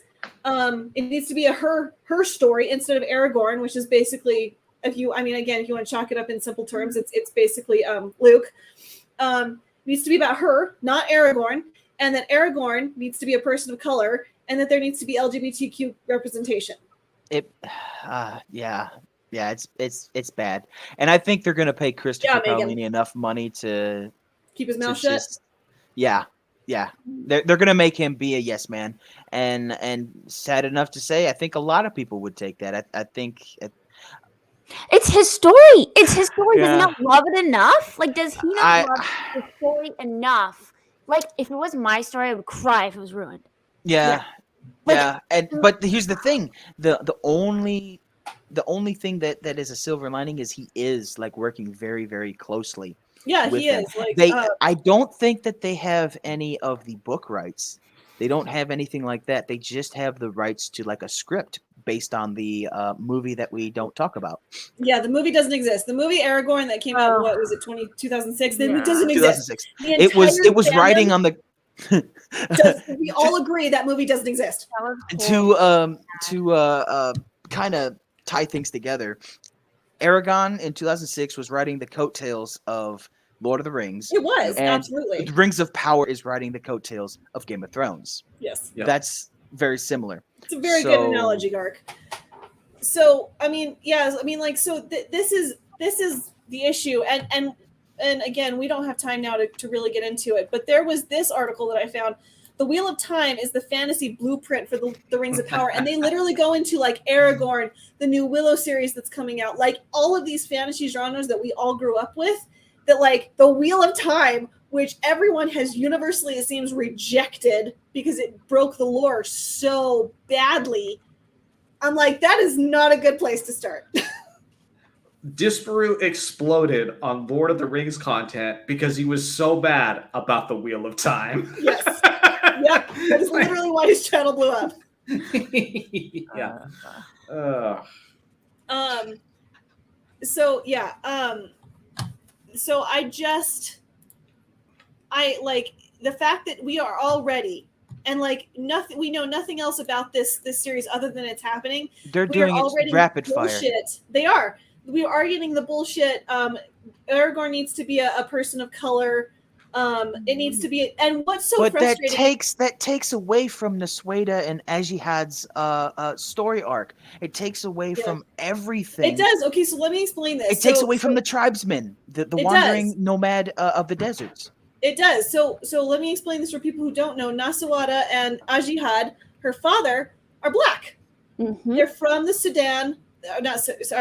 Surda, which is a region across the desert, and they're wandering nomadic tribes. It's very, I always imagined it very Middle Eastern, like kind of like Ethiopia. That's how I saw it in my mind. That's how I saw the places in Surda. So Nasueda and Ajihad are black, and they are the leaders of the rebellion.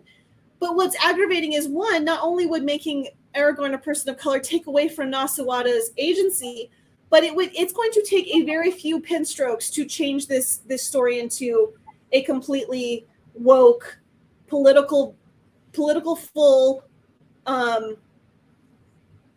story that will have nothing to do with the original story. It will take very few pen strokes. It won't take much. They are going to try to make a Disney-fied Game of Thrones. That's what I'm calling right now. They're going to try to have a little bit of political intrigue when there really wasn't any. The only political intrigue came from the mages. That was it. That was the only political intrigue. Like, Ajihad ruled over the Varden with an iron fist, but it was a soft iron fist. Everyone respected him. He had respect. Yes. And Nasueda was taught how to be a ruler. And she was good at it. And then she was great at it. And she also had some pitfalls later on, like that you read about in the later books. But it was growing pains. It was she had to learn how to be a ruler. Yeah. Like her father was so did. young. She was what, 18? Oh, or no. I believe it was younger. I believe that this because Eragon is 15 at the start of the book, and they're every mortal is around that age. They're pretty young, and it's really only the elves in that are like hundreds of years old, and like you're taking away from so much of the lore and so much of the importance of the writing by doing this, by making Eragon like fully black or half black, because that's not needed. We already have a very strong character, a black male character with Ajihad. And then, you know what? Having the wandering tribesmen of the desert, and also the denizens of Surda, like, you could go ahead and have another very, very strong black male character sprout from Christopher's mind. Well, the thing is, the Letitia Wright, she was made for that role. Oh, yes. She could be an incredible Nasueda. Yeah, Arya was around 100. Yeah, so again, I'm sorry, Ark and I could, and I feel like, Megan, you could get into the weeds about but what is fascinating to me is, like, when I saw this and I saw this article, it's just, what is going on with fantasy? It's like, if they given up on sci-fi, like, I mean, Halo was sci-fi, Star Wars is sci-fi. It's like, it just seems like fantasy is just under attack. And what made me think about that is, like, going back to The Last Unicorn, because I started reading the book recently, or actually this was last night, which I'd never read before. There's this longing of I feel like the author is writing like this longing of society to get back to the secondary world of unicorns and Pegasus and centaurs. Like, there is this like, why is it, like, Star Wars stands out in our memory, but why is it Chronicles of Narnia and Tolkien stands out in our memory when it comes to fantasy? It just seems like fantasy for me, and I could be totally wrong, and if you guys want to rip me in chat, that's fine. It seems like fantasy has a stronger pull for society than does sci-fi, and I don't, and that could just be a me thing, but it just seems like fantasy overall is just like under attack right now. I don't know. See, I don't know if I agree with you, Alasia, because I don't think it's specific to fantasy. Because name any genre right now. Is fantasy under attack more right now than comic books? Horror, Resident Evil. Is it more than or even video games? I mean, literally, Rockstar right now is releasing a statement saying Grand Theft Auto, this franchise that's been famous for the terrible things you could do, like stealing cars, like killing people on the street, anybody what you want, just shanking people, picking up hookers, like literally that's things you could do in the game. We need to tone back on racist and sexist jokes. Literally named after an illegal act, Grand Theft Auto. Yeah. But and they're going to try to bring it back because it's too mean. It's too offensive. This is happening to every single type of media. That is why on Twitter today I got kind of upset because when you say that Eragon is nothing, when you say that Eragon isn't important because it's just a mishmash of fantasy and Star Wars, you completely negate that an entire franchise has fans, and you completely negate the amount of effort that Christopher Paolini put into the book, and then you're effectively saying, I don't care about Eragon because I don't like it, and therefore I'm not going to watch it. So you can use that, or I can start using that for Star Wars.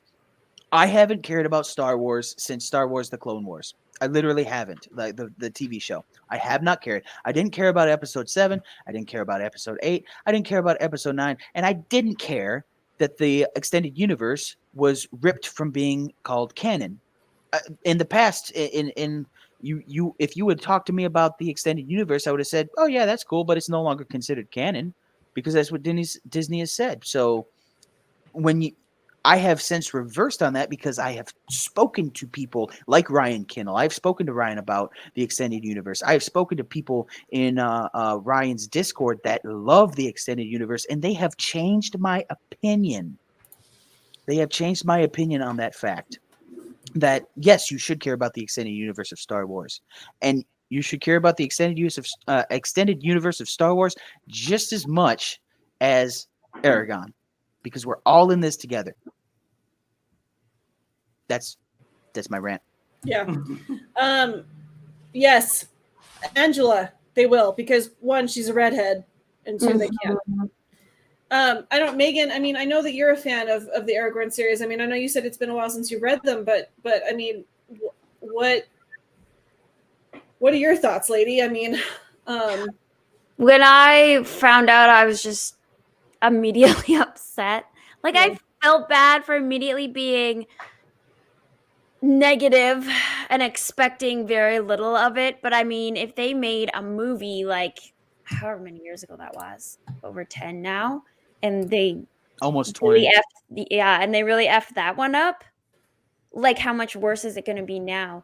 And a lot of people, I've heard some people saying, oh, it's going to be, he's really involved, there's hope or whatever. I'm like, you read that article and how badly people are pushing for this. And as Jonny said, how badly they're pushing for this in everything that is pop culture. How hard they're pushing to be inclusive, etc., etc. Like, I just don't have a lot of hope for it, and I'm very. So is most of that, do you think, Megan, because it got picked up in 2022, or because Probably. it got picked up by Disney? Both. Because if it's not, because I was going to say, if it's not Disney, you could count on one hand probably the amount of like producers, the amount of like companies that could pick up something like this, and it wouldn't make you go, oh God, because Amazon and Disney, wow. Disney Plus, that's rough. Why? But like Warner Brothers picked it up. Yeah. Paramount's hit or miss. New Line Cinema. Mm-hmm. I would be hopeful with New Line for sure. Yeah. No. Disney Plus and the years that we're in are the warning signs for me. Yeah. And here's the thing, they're never going to see this, but I really hope, and I know this takes time, and I know this takes money, and I know it takes support, but I really hope that if we get Rings of Power and it's trash, well, it will be trash, and when we get Eragon and it's trash, I really hope that the Daily Wire steps up and is like, okay, the next thing we're going to do is some sort of live action fantasy series. Because there are, and I have said this, there are so many old books. They could like I mean, I don't know if Disney still owns the right to, you know, the Black Cauldron, the Chronicles of Prydain, but there's, you know, I have so many books sitting on my shelf from the 70s and 80s that are fantasy, or they could write something original. Either one. They could just go with old folk tales and old fables. They could really go could. with their interpretation of it, and well, not their interpretation, but they could go with their spin on it, like how they would portray it in visual media, whether it's a series, a TV series, or if it's a movie. And I think that they could start that way, just like putting their toes in the water, just to see if fantasy and sci-fi and folklore and fables would be appealing to the Daily Wire, or would bring more people to the subscription service that they are creating, which I am willing to bet, yes, it would. Their numbers would skyrocket even more if they started doing this. Yeah, especially if they started getting into not movies, but TV series. Yeah. Yes. People love to binge. People love, and if you like, I've got a perfect solution for the binge or weekly debate. Go ahead and do a weekly release that is like 4 episodes. Just like cool. if you want to bridge the gap, do it that way. Yeah, and Lyle, I agree with you. I think that the studio, whatever it was, that Last Unicorn was so good. It was so good. We watched that over and over when I was little. So yeah, I really hope that the Daily Wire sees this and is like, yeah, the next thing we're going to put on the docket is, and even if it takes like the next 5-7 years, that's fine. But I feel like that people are going to be starved for good fantasy for a very long time. If again, it's just going to be one thing after another that they come after. So, yeah, I was blindingly furious when I saw that announcement, because I know that they've had the rights to Eragon for I don't even know how many years now, and now all of a sudden because they acquired the they are now the parent company to another company. Oh, that's right. Okay. I believe it's the same one that owns Hulu. Okay. That's how they got Hulu. But the thing is, it's just like they've been sitting on it for how many years, and now I'm like, oh, that's convenient timing. That now we've got Rings of Power crap coming out, and now we have. All of a sudden, here's Aragorn. Like, so they're striking while the iron's hot. That's exactly what they're doing. That fantasy is going to be in everyone's mind, so they're going to have their version now of Game of Thrones. And it's going to come out basically when everybody starts to forget about Rings of Power, because it's really not that amazing. Yep. Yep. They will strike when the iron is hot. Good night, Lyle. And yeah, I know we have fiery discussions, but I appreciate you being here. I appreciate you hanging out as long as you did. That you're awesome, dude. Like, seriously, you're good people. So good night to your little one. And I hope you have a lovely rest of your evening. So yeah. Yeah, I don't know. I'm go buy books. Go read this series. Go buy physical media before it starts to raise in price. Yeah. And it will raise. Yeah. And there's things like what you said with the Daily Wire, I think they're going to eventually start getting into that area with the fact that the Rippaverse just made $3 million in the span of several days. There's going to be more independent creators, smaller companies that are going to start growing and start making their own, fantasy comic books, all that sort of thing. So, there are exciting things on the horizon. This is inspiring people. Sometimes, it takes this crap that you just detest to inspire you to make something better on your own, to be creative on your own. So, yeah, for sure. So, anyways, I didn't intend to. I've got another bot. I missed that one. Mando got that one. Thank you, Mando. Thank you, guys. Man, you're a big deal, Alicia. Wow. Really? You just said my name, Alicia. Okay, first of all, babe. First of all, you got to get used to it, because I can't talk on stream. You know this, okay? He can't talk in real life. If you don't understand that, maybe this isn't going to work, because I'm not going to get more intelligent on stream anytime soon. I can't talk, okay? One of the things that I found amazing is that everyone else pronounces my name Arkansas, like Arkansas, but except for Jonny, he always says Arkansas. He's always said it correctly. That's funny. The rings of power will be a catalyst. They will just accuse everyone of racism according to the NWO ideology, the order that chaos. Oh, okay. Do you really think that's like, yes, I agree. But at least every ratio I'm seeing is at least, usually more, 2/3 of people are disliking it. Are we literally acknowledging that the majority of people are racist? Like, come on. Like, it's such a weak defense. It's pathetic. Yeah, no, I don't know. Sorry, I kind of sort of heard what you were saying. You're good.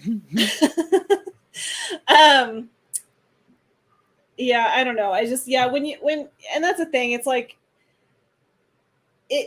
what if anything, the Rings of Power, the Lord of the Rings fandom has shown is that, like, no, fandom isn't going to stand for it, and it's given me hope that overall, it's like, there's not a whole, Aragorn is kind of niche. It's I don't know. Aragorn is kind of, I feel like it's flown under the radar a little bit. It was popular when I was in high school, and then it really fell off the radar. It was just one of the, it was like Twilight. It had its moment, and then it went away. And Christopher Paolini just kind of kept writing, and he did his thing, and he seems like a pleasant enough person on social media. He liked one of my posts. So I don't know how much the fandom is going to stand up for Aragorn. Probably not much, and so I'm not going to hold I'm not going to hold my breath about it, but Lord of the Rings has shown that fandom is going to stand up. So. Well, it'll be really interesting because Amazon is a superpower. And with the Lord of the Rings anime coming out, War of the Rohirrim, that's going to have the actress who played Eowyn in it, if that show explodes, and if the Tolkien fan base just embraces that and it does really well, again, we don't know if it's going to be good. We might reject that too. But assuming it's good and we just embrace that, what kind of message would that send to Amazon? Like, you were the big company. You're one of the biggest, if not the biggest company, Amazon, and you failed to adapt Lord of the Rings, but everybody embraces this anime. So yeah, I'm excited about that. I hope that's good. God, I hope it's good. I do too.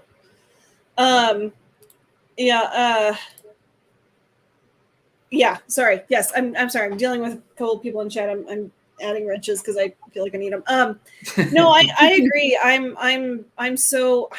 pumped about the anime show. I mean, I don't like Reagan.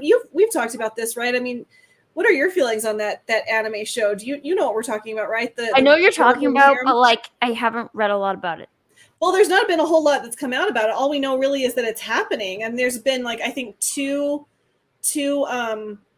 pieces of beautiful artwork that have come out. I think is it Fran Walsh? I think it's Fran Walsh, Philippa Boynes, John Howe. Alan Lee. Lee. The fact that those people, Alan Lee, the fact that those people are involved. That it gives a lot of hope to that. Well, because I saw someone in the chat ask earlier, has Peter Jackson acknowledged or said anything about the Amazon show? No. For the most part, it seems like the people of the OG, like Lord of the Rings trilogy, they're just avoiding this. Like they're either not talking about it.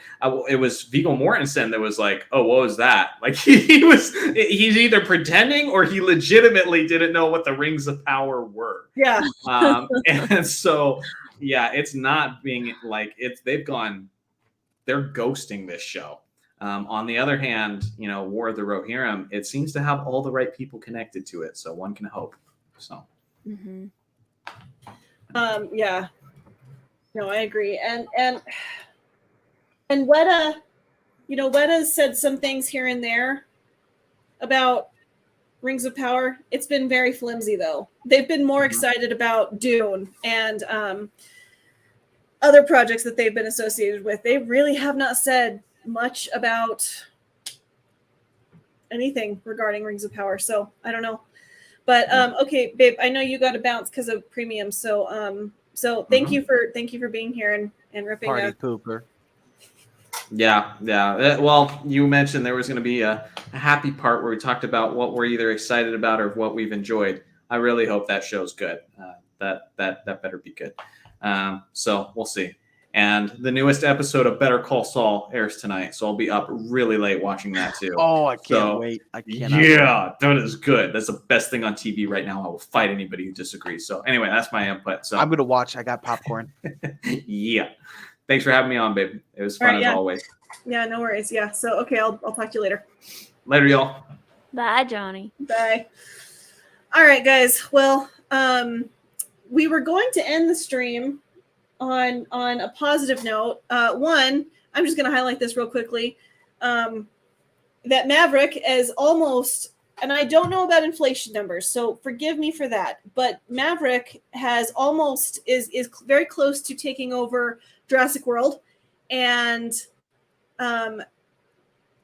Titanic, of all things. Like, that's how close Maverick is to beating those box office records. So it's like it's just phenomenal. Like, that again, that should just say right there how people feel about like wokeism and just telling a good story. So I like, and Megan, you saw it today. Like, just I went and saw it today. Yes. I was like, I am not coming on another live stream and admitting I haven't seen it yet. It was amazing. Yeah. Like, I had seen Top Gun years ago, and they just did such a good job. Mm-hmm. I had so much fun. Like, I haven't been to a movie theater in a long time. But I felt like it was the old times again, you know, when you're in high school and you go to the movies and you just have a really good time. And because things that we've all watched lately, you kind of feel ugly or dirty or preached at or let down, whatever, right? But I just walked away from that. I'd had a lot of fun. I laughed. I cried. It was such a good follow-up to the movie. You knew time had passed, but it didn't feel like time had passed. Yeah. They weren't trying to be anything more. Yeah. At all. It sounds so lame, but it just was. It's just beautiful and seamless, and I'm so glad I saw it. I'm gonna have to buy it now. Yeah, no, for sure. I'm gonna get it on 4K.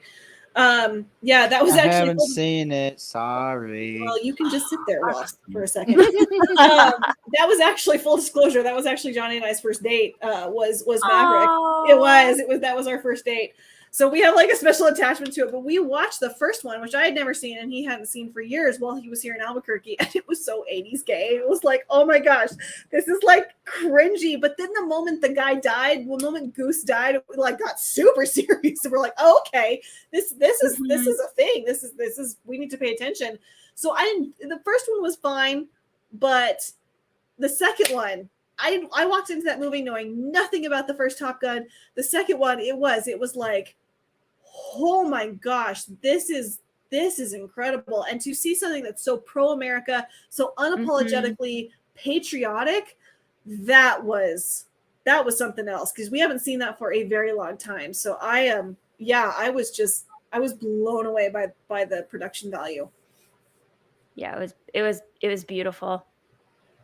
They weren't jumping all over the military like they do in some movies. They were just letting it be. There was no disrespect in there. Yep. There was no current politics. There was no ideology. Yeah, no. And that's why it is so popular. That's why it's making so much money, because nobody's going in there and leaving feeling preached at, let down, nothing. No, and that's like, I mean, I think it should have. I feel like it should have been out on at least digital by now, and it's still not. It's still just a pre-order. It's not. It's not. You can't the 4K doesn't even have an estimated time of release. The digital is not out yet. So like that like the fact that they are keeping it at the theater, God, what's it been now over a month, is just that's mind-boggling. I think like the only thing I can think of in recent memory has been Dune. But that wasn't even as long as Top Gun now is. So So yeah, no, I'm floored by just how popular it is, and again, that should speak volumes of like what people want to see, and that's what people want to be hearing from a movie. So good on Tom Cruise. More power to him. I don't like him as a person. No, he's so weird. But he's so weird. he did a good job in that movie. Yes. Yeah, he did. Oh, that's so cute, Robert.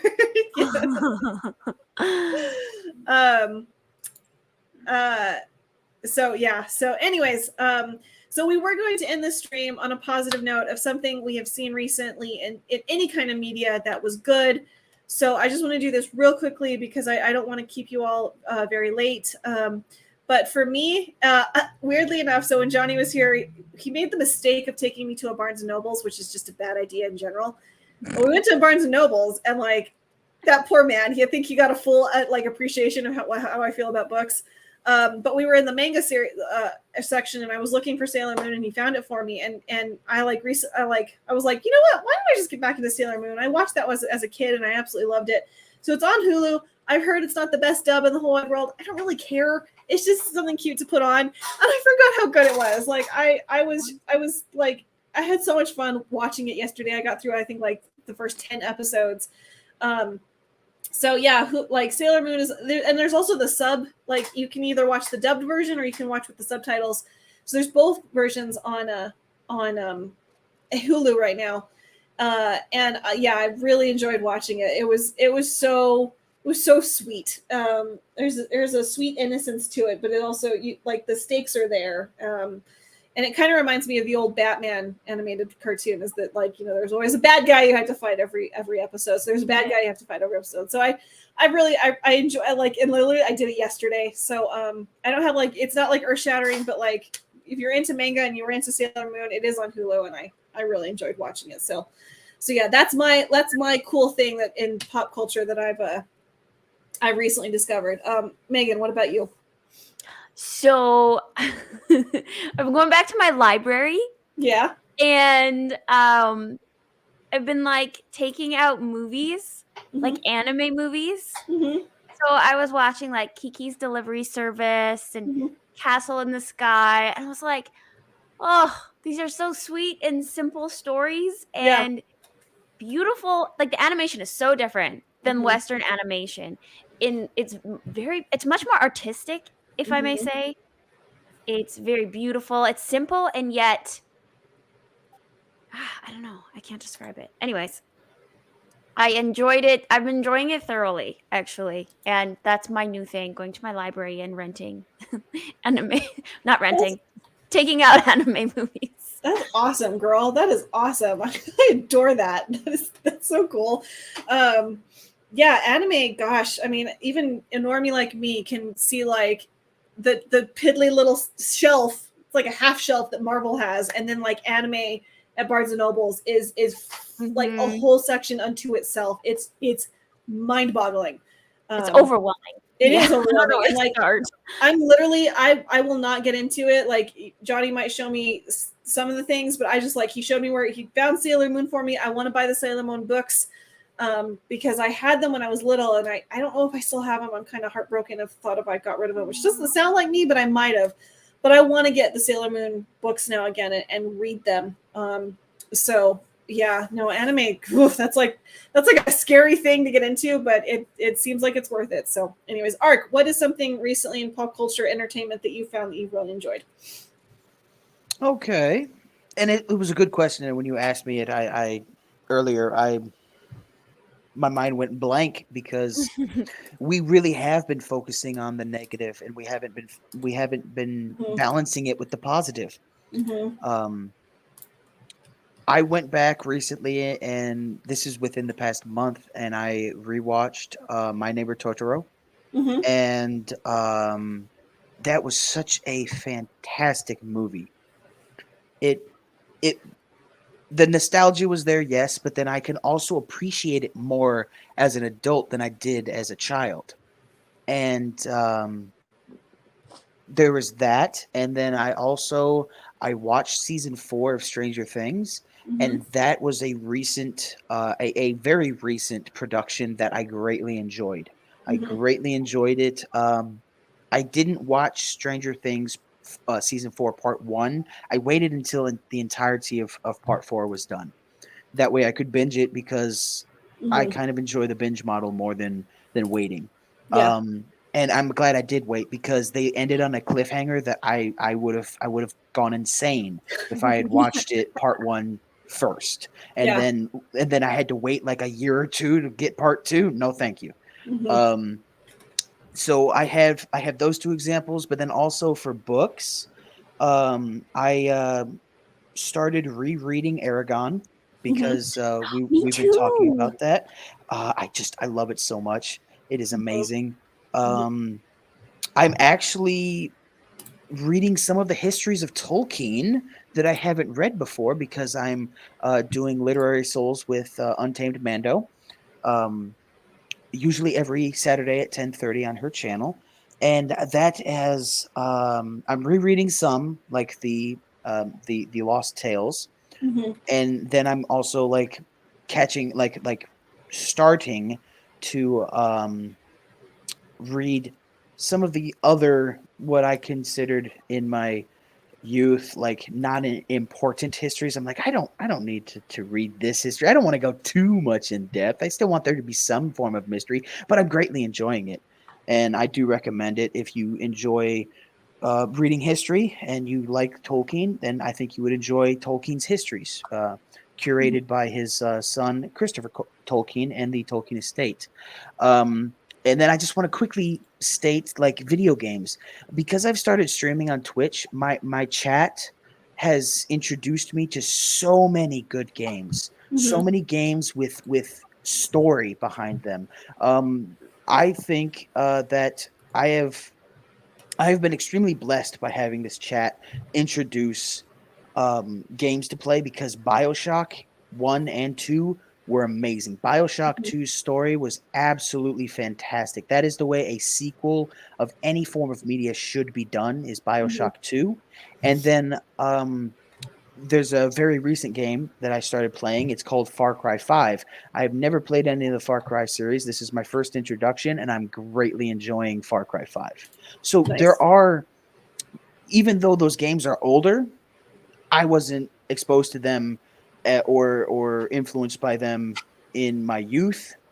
But playing them now, I wish I had played them when they were released, because I would Yeah. have greatly enjoyed them. Yeah.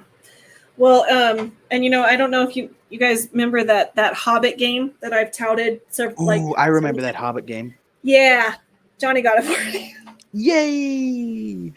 and he left me one of his old Wii's, and so I gotta hook it up. But yeah, he got me so I'm slowly learning all the different consoles. But yeah, it's been so much fun getting back into that. I loved that game so much. So yeah, What game is this? The Hobbit game? Now I want to know. Hold on. Hold on. Give me 2 seconds. Talk about a book that talk about one of your comics while I do this. Yes. One of my comics? Yeah, that you've really enjoyed recently. Okay, you guys. Everybody out there needs to go and read some French comics, okay? Ooh. Okay? You need to go and read Animal Castle. Animal Okay. Castle, Animal based Castle? on it's inspired by Animal Farm by George Orwell. So these Wow. two, yes, it's kind of intense. Uh-huh. Definitely like more R-rated. Okay, it's for adults Mm-hmm. or like mid-teenagers, but it is one of the best ways to introduce especially because kids don't really read as much nowadays, a lot of them. Mm-hmm. And so like the kids I work with, to get them to start reading, we give them comic books, age appropriate comic books. Let me just but like I was reading this going, I feel like everybody needs to read Animal Farm, and if people aren't reading books, give them a comic book, and this is a really good one because it is inspired by Animal Farm and really follows that same storyline and ideas, dialogue. The art is beautiful. Mm-hmm. Alasia, you would love the art in here. Okay. It's so beautiful and detailed. Yes. I'm skimming over Animal Castle #1 right now, Mhm. and it looks great. I love the art style. Yes. They're coming out with a graphic novel. Nice. Ooh. Yes. That's awesome. I'm going to get it. Even though I have the comic books, I'm going to get the graphic. Speaking of comics, So it's this game. Sorry, before you got hop in there. It was this. And I had the PC version growing up. I had a really crappy PC, so it always crashed right at the Necromancer. I was never able to progress past that. So I got another bot. I have no idea how this game ends, like none whatsoever, because I stayed away from spoilers. I know how the Hobbit ends, so I know essentially how it ends. But whatever. But I loved this game growing up, and Jonny very graciously got it for me because I've been saying how much I wanted to play it again. So yeah, I've had a, but it is older. It doesn't. I don't know if it I guess on the Xbox you can play it like the reverse way, whatever that's called. But yeah, he got me the Nintendo version. So definitely. And once again, and Twitch will come. Honestly, at this point, Twitch isn't going to come until the new year, just because of everything I got going on. But when Twitch which is does perfectly come, fine. yeah, no, and the thing is, I'm very much a believer. Everything happens when it's supposed to. I just don't think I'm meant to get on Twitch right now. When it does come, I will be streaming that game because I loved it so much. And I if people have those gaming consoles and they want a good Lord of the Rings, I love that. I love it. So, anyways, Ark, you were going to say something about comics? We're about on this portion of the podcast. We're talking about hope and having hope for the future. There's one comic book that I am looking forward to, and that's ISOM #1 by Eric July. I'm so happy. I am looking forward to that so much. That is that when I think of something that brings hope to all of this, it is Eric July and the Rippaverse and ISOM #1. Mm-hmm. Yep. 3 million and counting, and the campaign is not over with. So it's if got you 55 days left. Yeah, it's got 55 days left. It started out, what was it, 75 or like something like that? It was in the 70s. The 70 days. 75 days. Yeah. So in Yeah. 20 days, he has over $3 million raised. And actually, he's got over $1 million of that locked up right now by PayPal. Yeah, definitely. And those cronies. Yeah. So that is what I'm glad you brought up comic books, because that is what inspires hope, and that is what I am looking forward to. That is what I have pre-ordered. I haven't pre-ordered anything in years because I'm against pre-ordering. But when he said that he's releasing a comic book, when he has this grassroots movement, when he is trying to build a parallel economy, yes, I am there for that. Yep. 100%. Yeah. I'm very much looking forward to it. And it's so incredible to already see cosplays of how do you say her name? Yaira? Yaira. Yeah. Oh, it's so cool. She's so cool. I got her poster because I was like, I don't know who that girl is, but I want to be her. I was like, I have no idea if she's a bad guy. I just think she's cool. So I got her cover, I got her poster, and then I got cover C. So yeah, and I may have to go back and get her shirt. We'll see. I may have to get her shirt because I really want it. So yeah, no, I am so happy for Eric. Oh my gosh, I've got another bot. Wow. So in any case, so yeah, I'm thrilled for Eric. So yeah, let's end on that positive, wonderful note. Go support Eric if you haven't. Even just sharing the tweets help. So thank you guys so much for being here. Is there anything either of you would like to shout out before we go? Megan, ladies first. Yes, I think my video dropped earlier, and Friday, Free Speech Gaming and I we're reviewing the Iron Giant. Nice. That's awesome. Blasting the past reviews. So very nice. Is it going to be a recorded review or is it going to be a live? It's live. It's live. Ooh, awesome, I'm looking forward to that so much. Yeah, well done. All right, Ark, what about you? I am streaming on Twitch. That is twitch.tv/Arkasul. I just had my 200 follower celebration last Saturday. It was a 24-hour stream, and I hope I don't have to do another one of those soon. But if I do, then that's a good thing. But yeah, that's going to be doing a lot of streaming. I am dipping my toes in the YouTube space. I have some things recorded. I just have to. I guess you could say I'm a perfectionist. I want to get them right, I want to be accurate with my opinions. And I will be starting a Lord of the Rings podcast on my YouTube channel. So that is, I believe it's just, if you just search Arcasul on YouTube, you will find it. And I don't have a link for that because I didn't share it with the mods. But if you just go to YouTube and search Arcasul, Arkasule, you should be able to find me. I'm going to try to have that be a weekly podcast starting Thursdays at 6:30 ish. We haven't decided on the time yet. PM Central, and we will be discussing J.R.R. Tolkien and everything about him. We will be discussing his personal life. We will be discussing the politics and the world events that he lived through. We will be discussing all of his works, the Hobbit and the Lord of the Rings. His published works, and then we will be discussing the works that were published after his death, and we will be celebrating his life and celebrating the impact that he has had on pop culture and the English language itself. Nice. That's awesome. That's awesome. Yeah, and then Jonny and I are moving forward with our bragging rights Lord of the Rings streams. We haven't worked out the details yet. We are starting them mid-August, and we're literally just going to go through our Lord of the Rings collection. We've both bought a few tidbits, I think, on eBay to kind of get the ball rolling. So we are moving forward with that. So yeah, that's something we're looking forward to. And again, our stream, Boycott Rings of Power stream, talk about everything we love about Lord of the Rings.